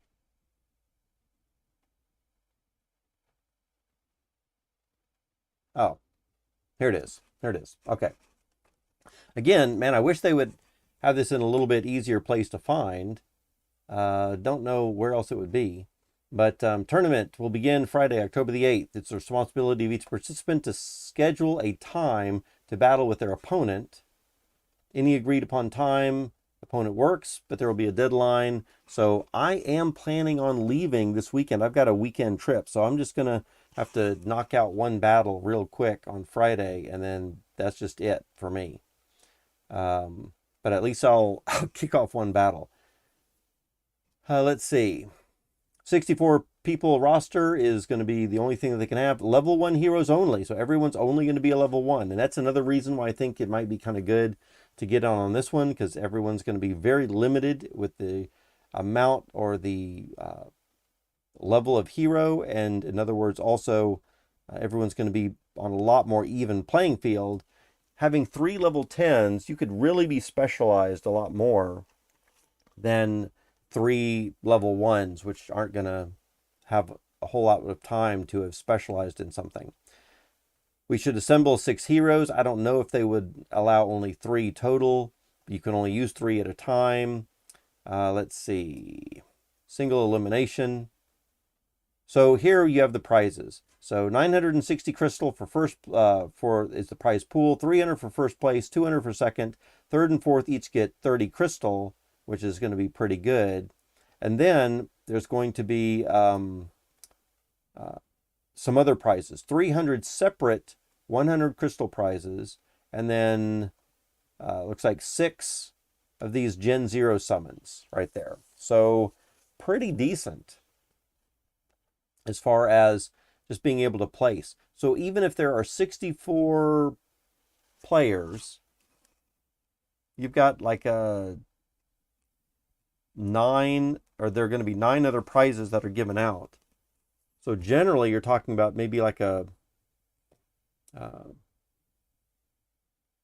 don't know, pretty decent chance, I think, to get something. It's not 0, but still. I mean, it's not 100% chance, but still. Of course, Dark Knights and Dragoons will dominate. No, that's not true. That's not true at all. So something that we saw a little while ago, I don't know if they have a video for it up here, but somewhere there's a video. Maybe it's in their general section. Let's scroll back a little bit and see what they've got in their general section here. this video right here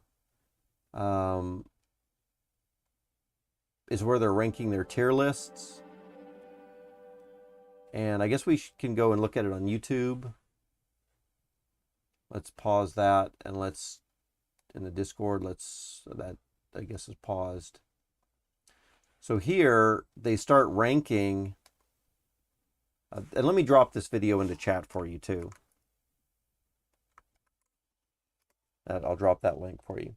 So what they're doing right here is they are putting into place what classifications they would say are the best heroes. So apparently like 4 or 5 people kind of did some beta testing for level 1s to see what classes would make the best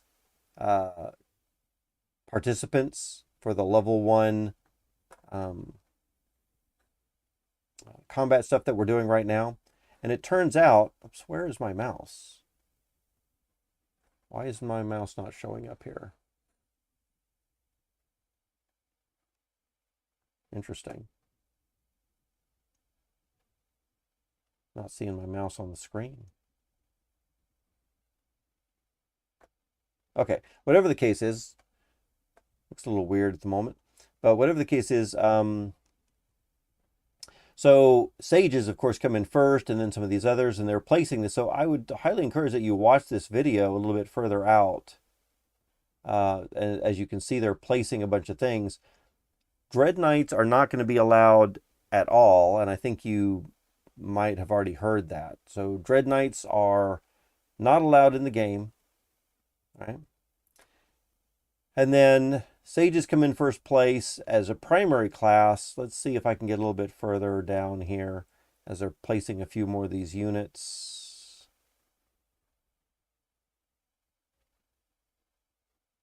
Let's take another look right down in here, maybe. There we go. So this is what it ends up to be.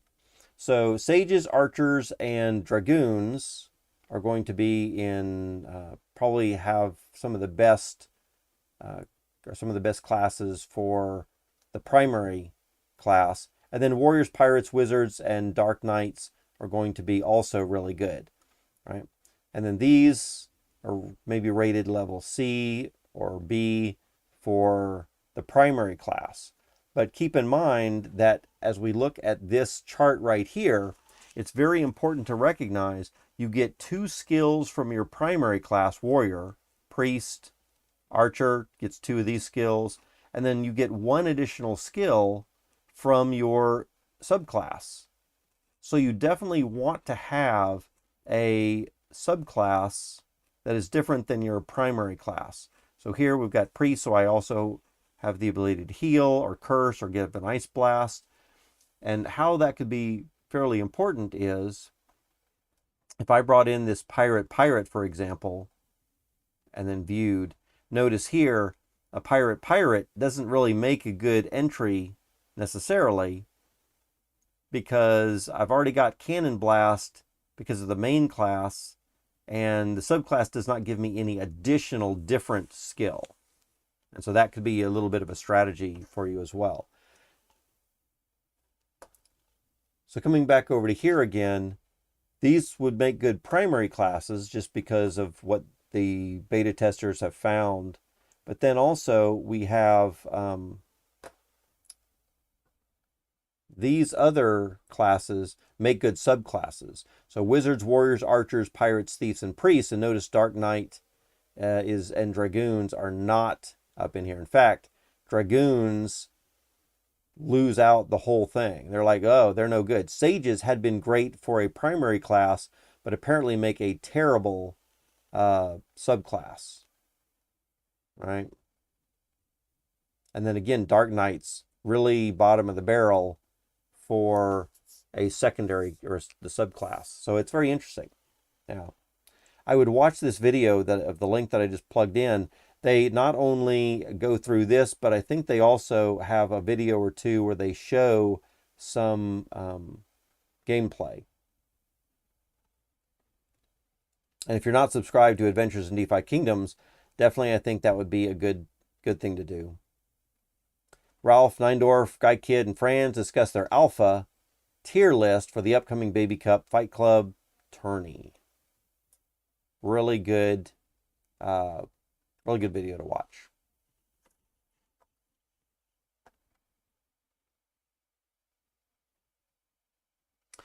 All right, let's try one more time. Let's practice again, one last time. And I think what I want to do is change around things a little bit. I really would like to have cleave, I think is going to be important. The cannon barrage was pretty decent, but I lost my life tap when I dropped the priest.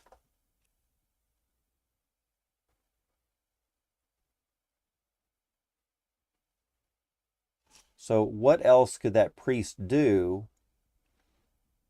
If we do something like and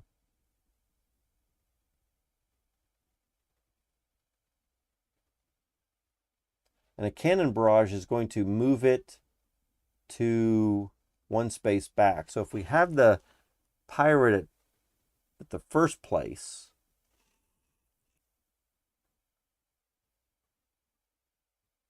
and then the warrior, we could get off 2 cannon barrages. Maybe that's the thing to do, right? Maybe we could have Posey being in the first slot and is going to do a cannon barrage right away. That'll move her to the second slot.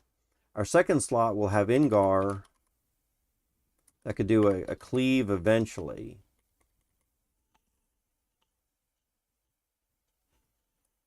But might end up doing a fierce attack first. Then we could have on the next round, Posey could maybe again do another cannon barrage, which would knock Posey back to the third position and bring up our archer to then do a and cannon barrage does hit their front place. So maybe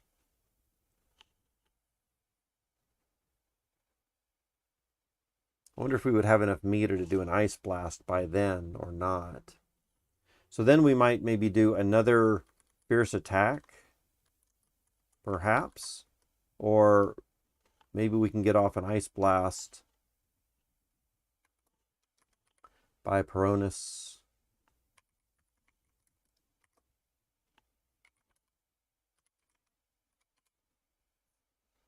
I think attacking their midline is really something interesting to do also.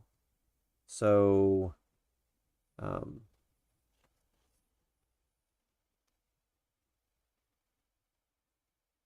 because we don't necessarily want to be pounding away at their front line.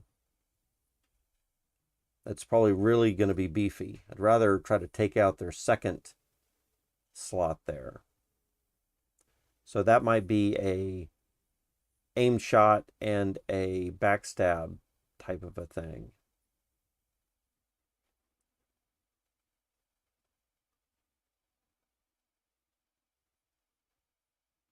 Which might mean that we would want a pirate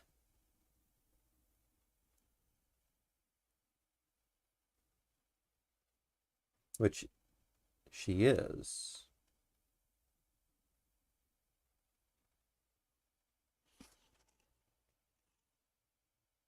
Hold on. Who has backstab?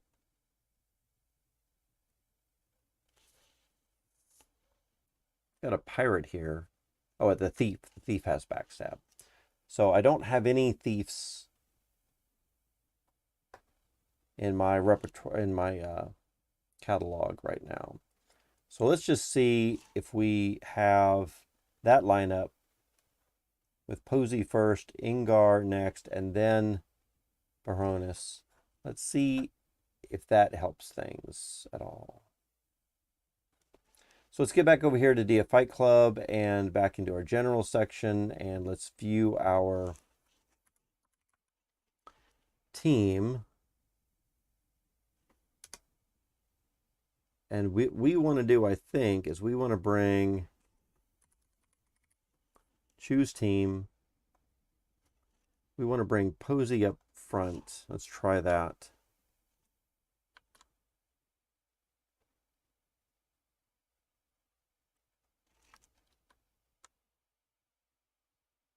In the front position. Starting off with Cannon Barrage right away.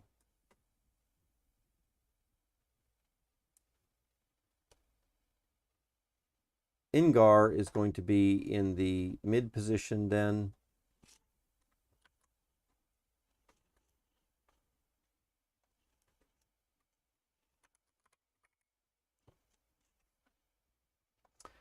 With that hero ID and mid position. All right. So what I'm planning to have happen here is we're going to use Cannon Barrage right away. Man, I wish I had life tap. That would be nice. We're going to use Cannon Barrage right away. Then, and that's going to push him back to the mid. Then we're going to be using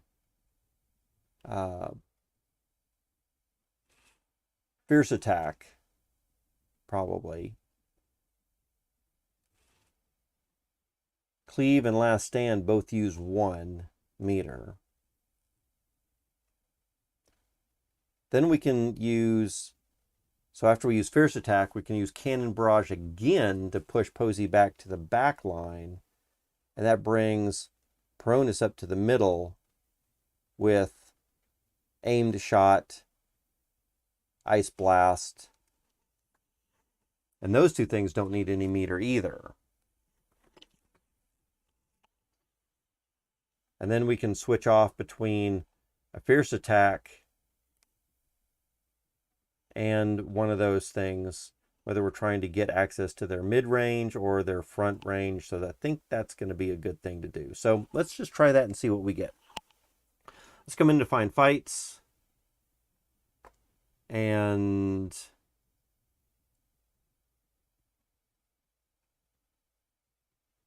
let's do battle AI. And we're going to load out a name of test 1. And I'm in battle room B. Okay. So here's what we got.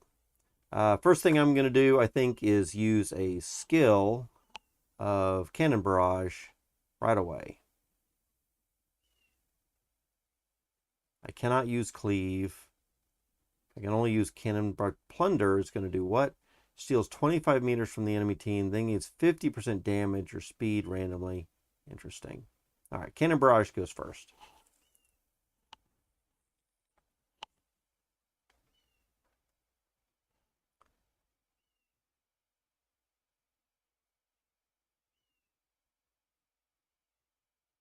All right. Oh, I thought I already did something. Cannon Barrage.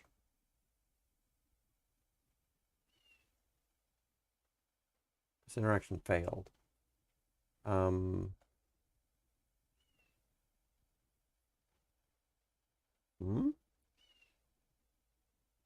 What's going on here?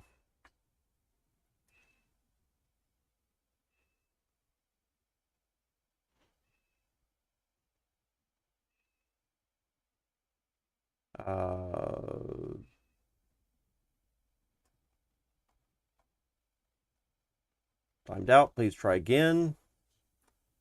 What's going on? Don't think I can choose anything at this point.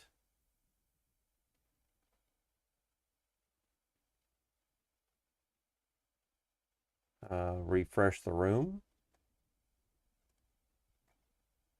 Turn 1 ended. Did I do anything? Posey fiercely attacks, so that's not really what I intended to do. Ingar takes 55 damage and then attacks for 40.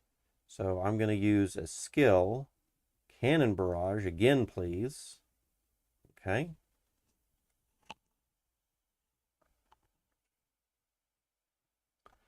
So I'll use Cannon Barrage. So we swap positions. Ingard takes, on their tide, takes 50 points of damage and attacks mine for 37. I attack theirs for 27 more. So now they're down to 41. Can we use a skill yet? No. So I'm going to do a fierce attack, which is what we have planned.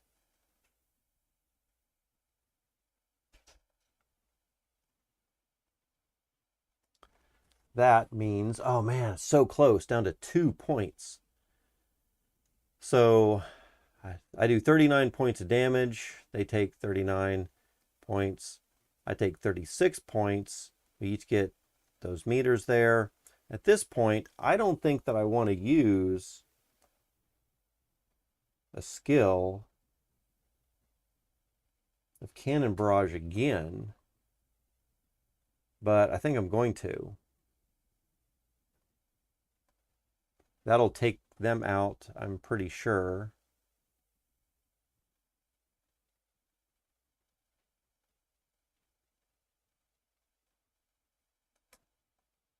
So, okay.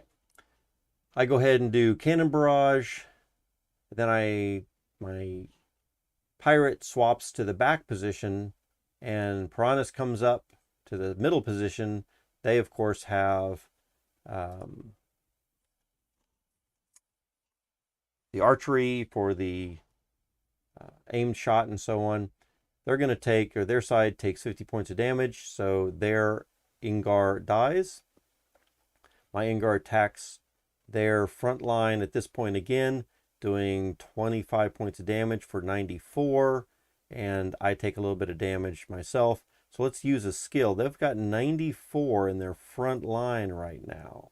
So I could do aimed shot to deal damage to their midline. Full draw also. It's going to take a little bit more time. So I can do aimed shot, or let's do, what's their first? Their first is 70. We're going to do fierce attack.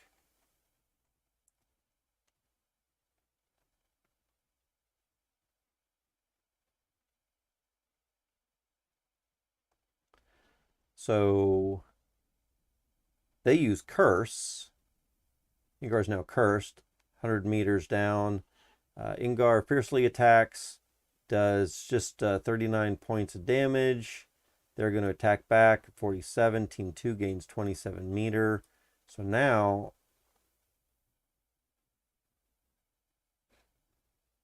I'm going to use a skill of Cleave, which is really going to get in there and do some damage.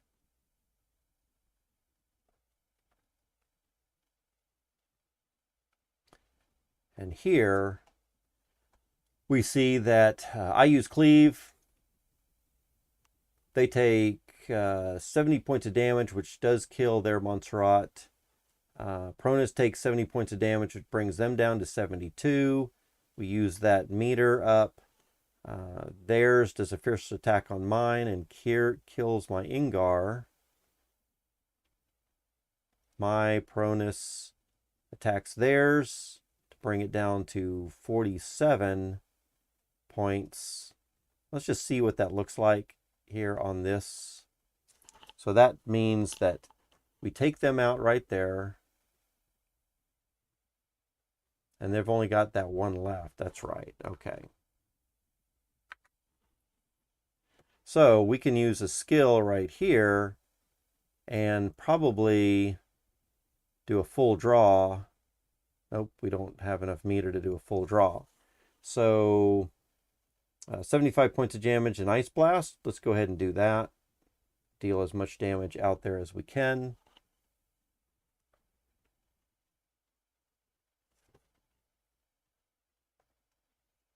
And of course, they only had 47, so it takes, I guess anything we would have done would have probably finished that off. So that was a pretty good turn, right? Pretty good set. I think when you're playing against a human, it might be a little bit more, they might be able to adapt a little bit better than this AI. And then if we wanted to watch that whole tournament, as far as videos go, let's back up here and we can watch the entire video tournament. So for turn number 1, fierce attack, which is not what I intended to do for my first attack, but I guess something got stuck there. Team 1 charges 37, 37, get an extra charge since both attacked. Very good. And we're trying to build up our meter. We both got 0 meter at the time. So there's turn number 1. So for turn number 2,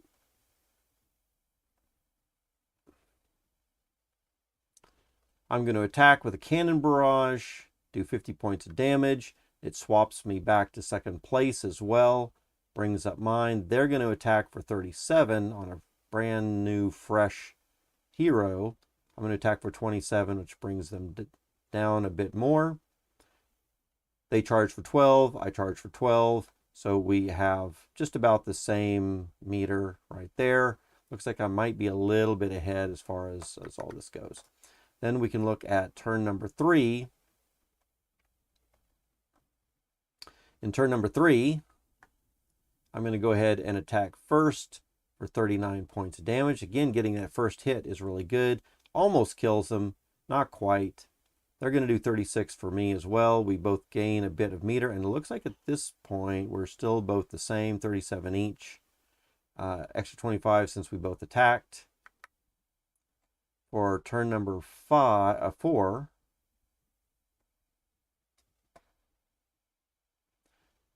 I go ahead and use Cannon Barrage again at this point, which is going to do him in all the way. Might not have needed to do the Cannon Barrage necessarily. Maybe just a fierce attack would have been good.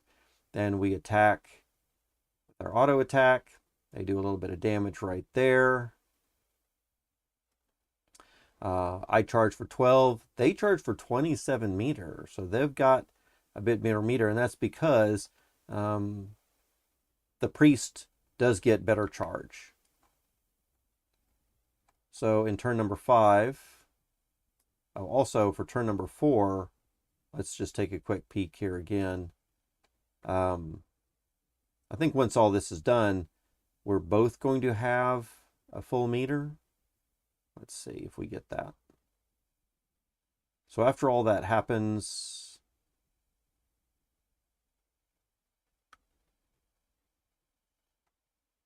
then we charge for a certain amount of meter. Yeah. So they've got 1 meter now, and we don't quite have a meter to do something interesting with. So let's take a look at turn 5. They get first attack. They're going to do a curse. They take off a meter. I get next attack. I can do a 39. Does a decent amount of damage up here. They're going to get their normal attack. Gets pretty close to killing me. And we each gain some meter. Now I've got a meter. And do something. Team 1 activates effects. Ingar is cursed. Yes. Yep. So let's do turn number 6 right here. I go ahead and finish this guy off, I'm pretty sure. Yep. And then what are we looking like now? They go ahead and get an attack in on me, which of course is going to finish that off. And my automatic attack there hits them for 25. So now it's pretty much done deal. We each charge for 13. We've got no meter each. And I've got 2 heroes. So as you can see right here, it's pretty much over at this point. I wonder if it would have gone a little bit better if I was able to get that cannon barrage off right away at the beginning. And then finally, for turn number 7, very last turn, I'm easy, or it's easy for me to get in that attack right away, finish them off before they even get anything done. Boom. That was a pretty smooth battle right there. So I think that is going to be a good thing. We'll go ahead and play around with this lineup a little bit more, but I think something with these, in fact, I was a little disappointed in Posey that we summoned the other day because, again, having a pirate main class and a pirate subclass did not give us a different ability here than something we already have up top. You really want to have those two, or really want to have these multiple abilities so you have more opportunities to do a wider array of effects or have a few more options, right? But in this particular case, with level 1s, it seemed to be pretty good. Didn't seem to matter too much. I guess the battles are a little shorter. There wasn't anything that I needed to do specifically. Would have been nice to get, and I guess we had Ice Blast available to us pretty quickly. So now the only thing that I'm a little bit more skeptical about is our Ingar right here with Cleave. We need a full meter to use that. In fact, he doesn't have anything that he could use that doesn't take a meter. So now I'm kind of thinking that maybe something like a Warrior Archer or Warrior Thief to hit the midline might be a little bit better. Although the Cannon Barrage is indeed going to be hitting the front line. So if we're using Cannon Barrage,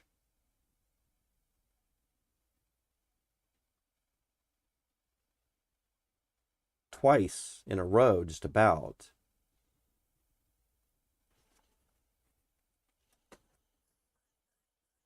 to get our pirate back to the back line pretty quickly, that'll bring Piranhas up front, or from the back to the front. Posey also has the least health, so it kind of makes sense. None of them have particularly high charge, so that's not necessarily great.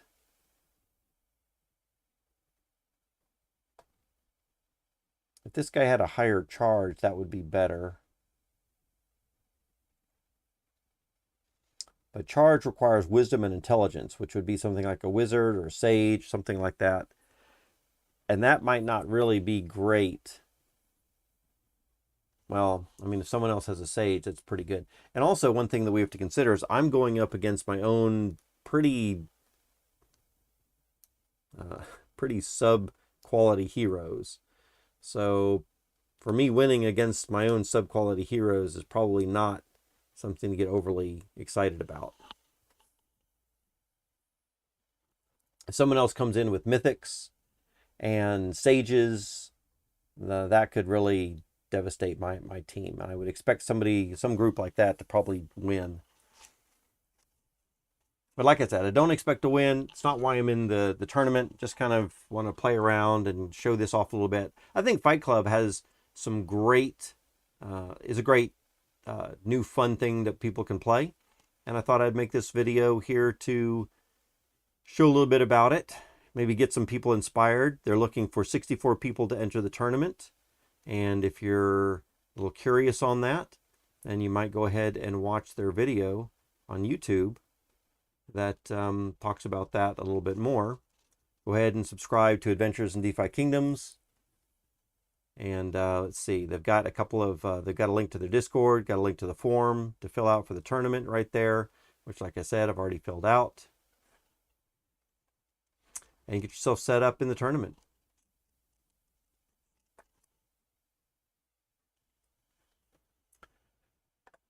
All right. So I wanted to make sure to do that content today. hoping to get a YouTube video put up for that probably by the end of today as well. Something else, our alarm went off. Let's go ahead and take care of that while we're here. We have got account DFK3. We have got a active quest probably. Let's refresh that. Active quests, collect this hero.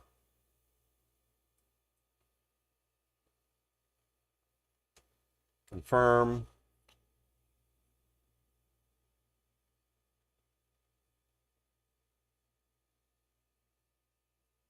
Should have taken care of this a little bit earlier. She might have a little bit more stamina than we would like right now.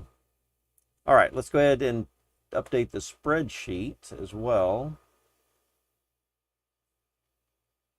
for this. So let's see, this is, she's level 4 right now, so we're going to come into here, and we are looking at experience. So this is our 4th quest. We're going to gain 158 experience, so that's about the average. And for the loot, we are going to gain 86.48 plus 86.48. Which means we're at 85 as far as an average goes. Sergeant Filthy McNasty, here for a bit to say hi. You just missed my very first attempt at getting in to play Fight Klub.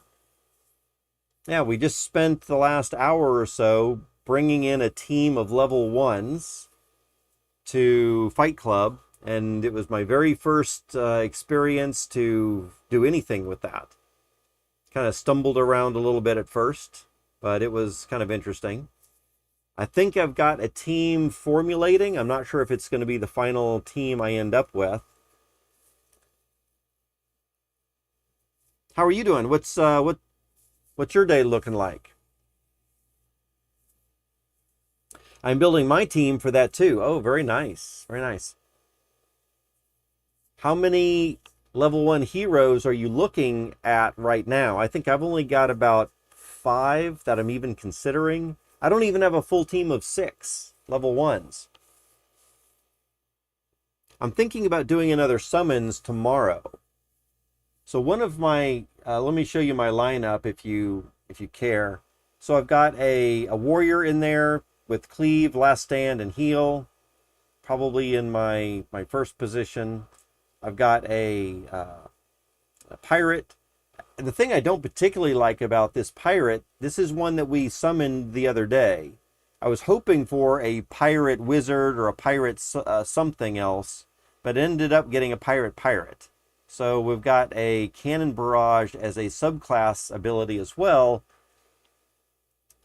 I'm finding that that's not as bad as I thought. At first I was saying we need to toss out this hero, not bring her into the tournament at all, because there's just not a wide enough variety of things to do. But I found that for level 1s, maybe the combat is so quick that it doesn't really matter that we don't have such a wide variety. Cannon barrage seems to be pretty good, and with a little bit of some strategy that I was looking at today, maybe it will be good enough to bring her in anyway. But I still need to summon another level 1. I think I'm going to try for a better warrior so I can get something other than heal right here. And then, of course, we've got this archer wizard with aim shot, full draw, and ice blast, which has come in pretty handy for some stuff as well. So especially since these are 0-meter attacks, right? So that was kind of good. And then, of course, we showed that in the DeFi Kingdoms, in the Discord for Fight Klub. And, of course, I showed all the stuff that were going on there. So, yeah, I'm going to try to turn it into a shorter video so somebody doesn't have to, wade their way through the entire 3 hours that we've been streaming right now. But it is easy enough to jump ahead and kind of see what was going on. Yeah, I would say just in the last 20 minutes or so would be good to see a very quick overview of me playing through all the little videos of that. Yeah. Let's see. 3 so far, waiting to summon 3 more. Okay, so you're going to summon your 3 more. That's kind of good. That's interesting. Need to check out Adventures in DeFi Kingdom Bogside Chat where they talk strategy. Yeah, so I think, Sergeant, I think you have looked at YouTube video where they talk about Fight Club Alpha tier list. Have you seen that video? Am I streaming my fights? Yes, I did. I streamed. If you go back and watch this video, this stream right now from YouTube, I think we ended up streaming 4 fights, either 3 or 4 fights in total. And you could even see the very first one I did, which was the total botch, just botched the whole thing up. And of course, I'm fighting against the AI, so it's not particularly, very intelligent necessarily. And I'm also fighting my own team, right? I'm fighting my own 3 heroes that I don't think are really particularly great, right? So I've got these 3 heroes. They're just, I think, common, and one of them might be an uncommon. So there's no legendaries or mythics. There's no sages or anything of any advanced or elite classes at all. Just warriors, pirates, and archers and stuff like that. So I'm expecting, or I should say I'm not expecting to win by any means. That's not my purpose for getting in. In fact, I'm going to be gone this weekend. So I might be able to get 1 fight in on Friday before I leave. It's going to have to be early Friday. Because I think we're leaving on a trip about noon on Friday. And we're going to be gone all day until late Saturday. So it's a little unfortunate, the timing of that trip. But it is what it is. So if I can get my very first battle in, if I don't win, then that's fine. If I do win, then I'm going to have to forfeit the next battle anyway.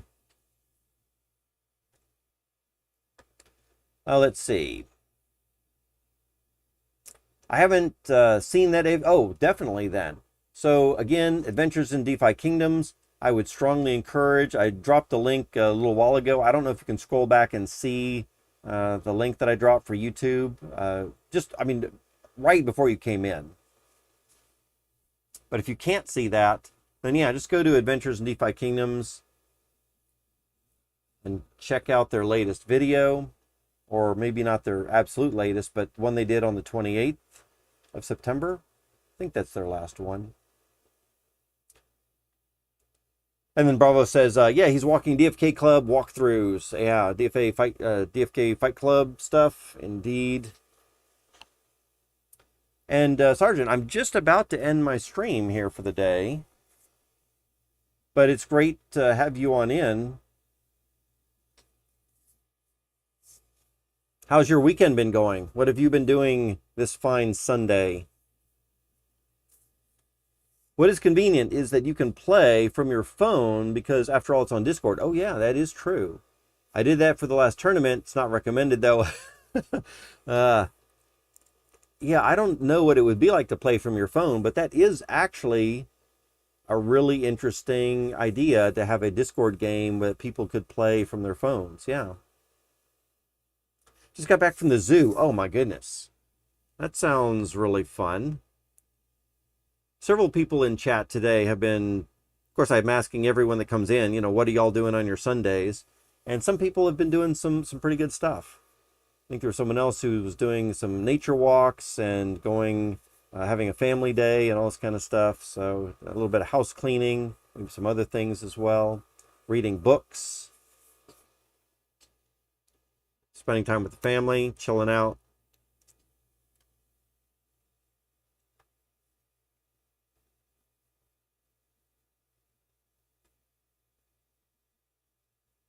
So how many, I don't know if this is something, sometimes I hate to ask personal questions because I don't know how much people like to reveal online, but how many kids do you have? And about what are their ages? You're going to the zoo and they have bedtimes and all this kind of stuff. Mystical Meow says pancakes. Mr. Gomez, is that pancakes for what you've done with your Sunday? Did you make pancakes?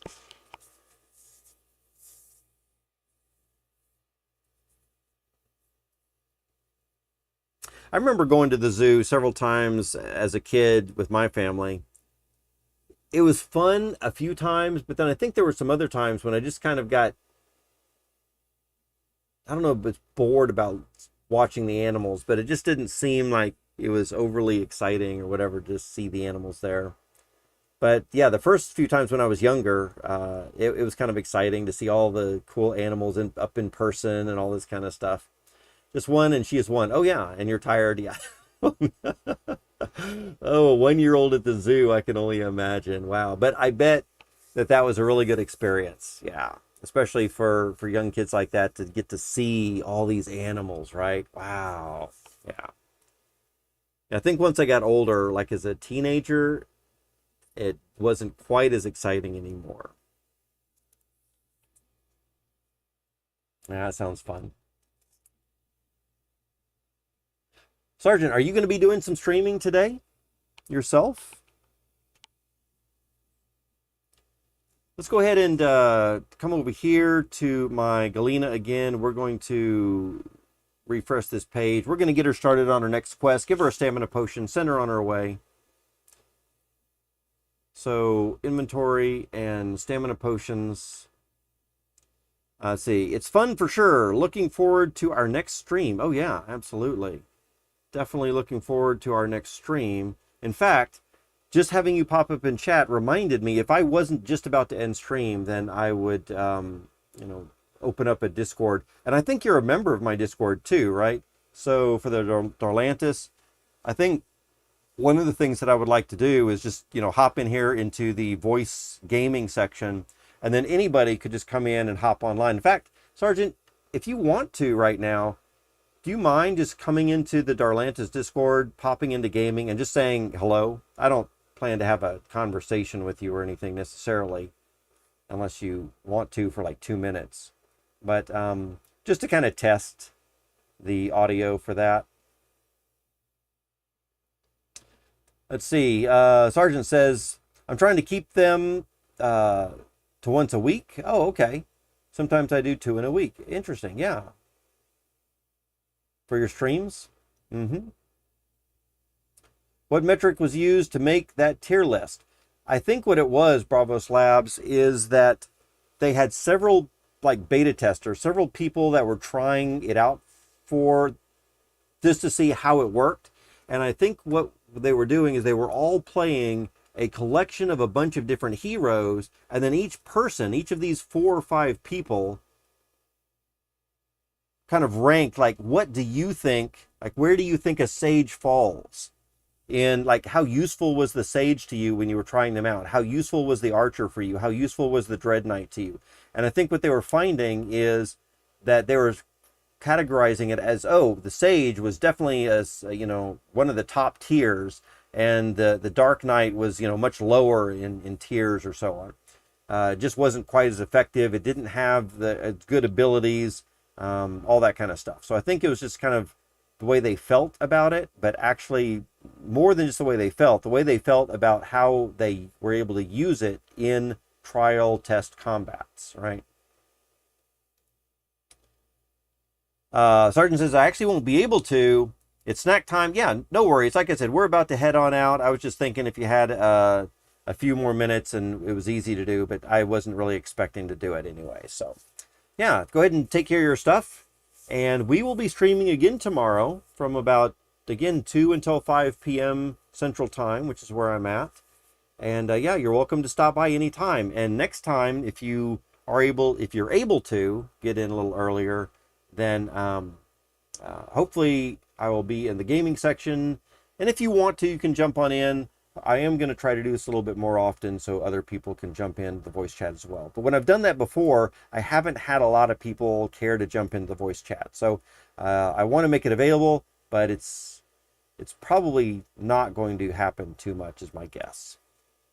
Little one wants her snack yesterday. Oh my goodness. Okay. Well, let me let you go. And like I said, I'm about to wrap things up as well. The only last thing that I need to do for stream here, besides say goodbyes in a minute, is I want to make sure to use a stamina potion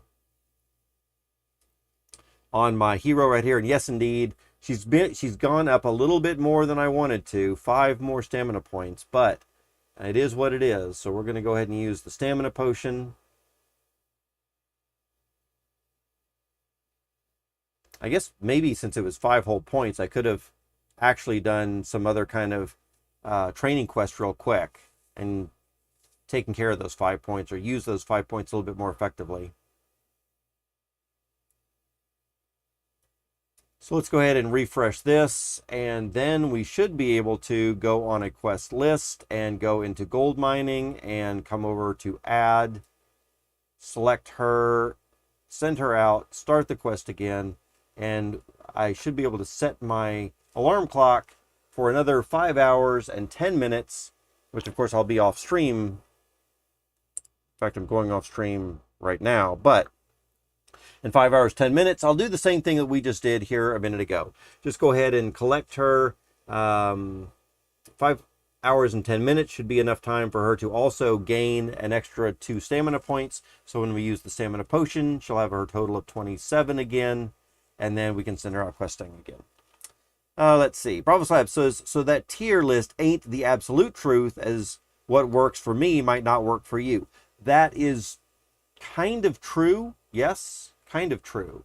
So what I mean to say by this is, yeah, this is definitely not absolute truth. This is what 4 different players, maybe Ralph, Neindorf, Guy Kid, Franz, probably just those 4, were playtesting and practicing around with a collection of their own heroes and different combinations of level 1 heroes. And apparently in all of their testing, they found that these were the most effective. And what we're looking at right at this very moment is what was most effective in the subclass. So wizards, warriors, archers, pirates, thieves, and priests were most effective in the subclass. And then as you saw a little earlier in the video, back over here, these were effective in the primary class. Sage, dragoon, archer, warrior, pirate, wizard, and dark knight were effective for the main class, right? So I wrote that down for myself a little bit somewhere, and I've got the fact that I probably want things like a archer wizard, a warrior pirate, a pirate archer, that type of thing, a wizard thief. Those combinations would be good to bring in. Now, it's not necessarily that you have to bring those in. You could absolutely do some damage with anything else as well. So if you do have something like a dragoon monk or a dragoon ninja or something like that, those could end up being, pretty useful as well.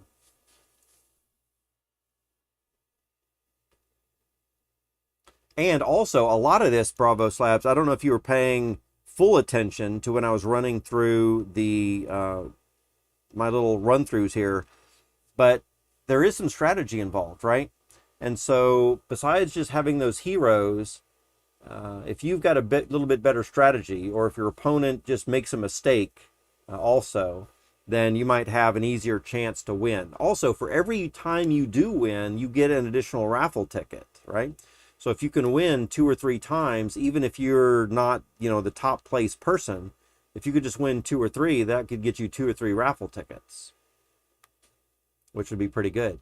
Also, I guess I should say that since I only plan to do 1 combat on Friday, because again, I'm having to go on a trip out of town, I might be able to get 1 battle in before we leave at noon on Friday. I don't know when they're going to start their very first battles, but if I can find a time early on Friday, then I can hopefully get in 1 battle before I have to leave, which means that I will only have 1 raffle ticket, and it might be easy to get more raffle tickets than me. And that just means that you have to compete against 63 people instead of 64 for the raffle. or the first two places don't even count. So more like 60 people then. Yeah. Anyway, I've been streaming for a little while now. Let's go ahead and wrap this up. I'm really happy that we were able to do some DeFi Kingdom stuff. Sergeant Filthy McNasty, if you are still listening in the background, thanks for dropping in. Thanks for stopping by. I hope to see you again on the stream very soon. Bravos Labs, thanks for hanging out with me all day. Nobel or anybody else, Potatoes, if y'all are listening kind of in the background. Thanks for being here and showing up. Crypto Monete, I know was doing some cleaning, maybe kind of listening to me in the background as well. Really appreciate y'all stopping in, hanging out with me, chilling out. Maybe I've shown a little bit about the DeFi Kingdoms Fight Klub, an opportunity that maybe some of y'all are going to get in here and play as well. I would like to see them have a full house. In other words, last I heard, they did not have their full 64 player slots filled yet. And I think that it would be really cool to see their 64 player slots get filled. If nothing else, just to kind of show that DeFi Kingdoms is alive and kicking, and people are finding these games fun and interesting. So even that alone would be kind of cool, which is part of the reason that I joined in as well. Anyway, I think that's it for me. Thanks for stopping by. Rock out.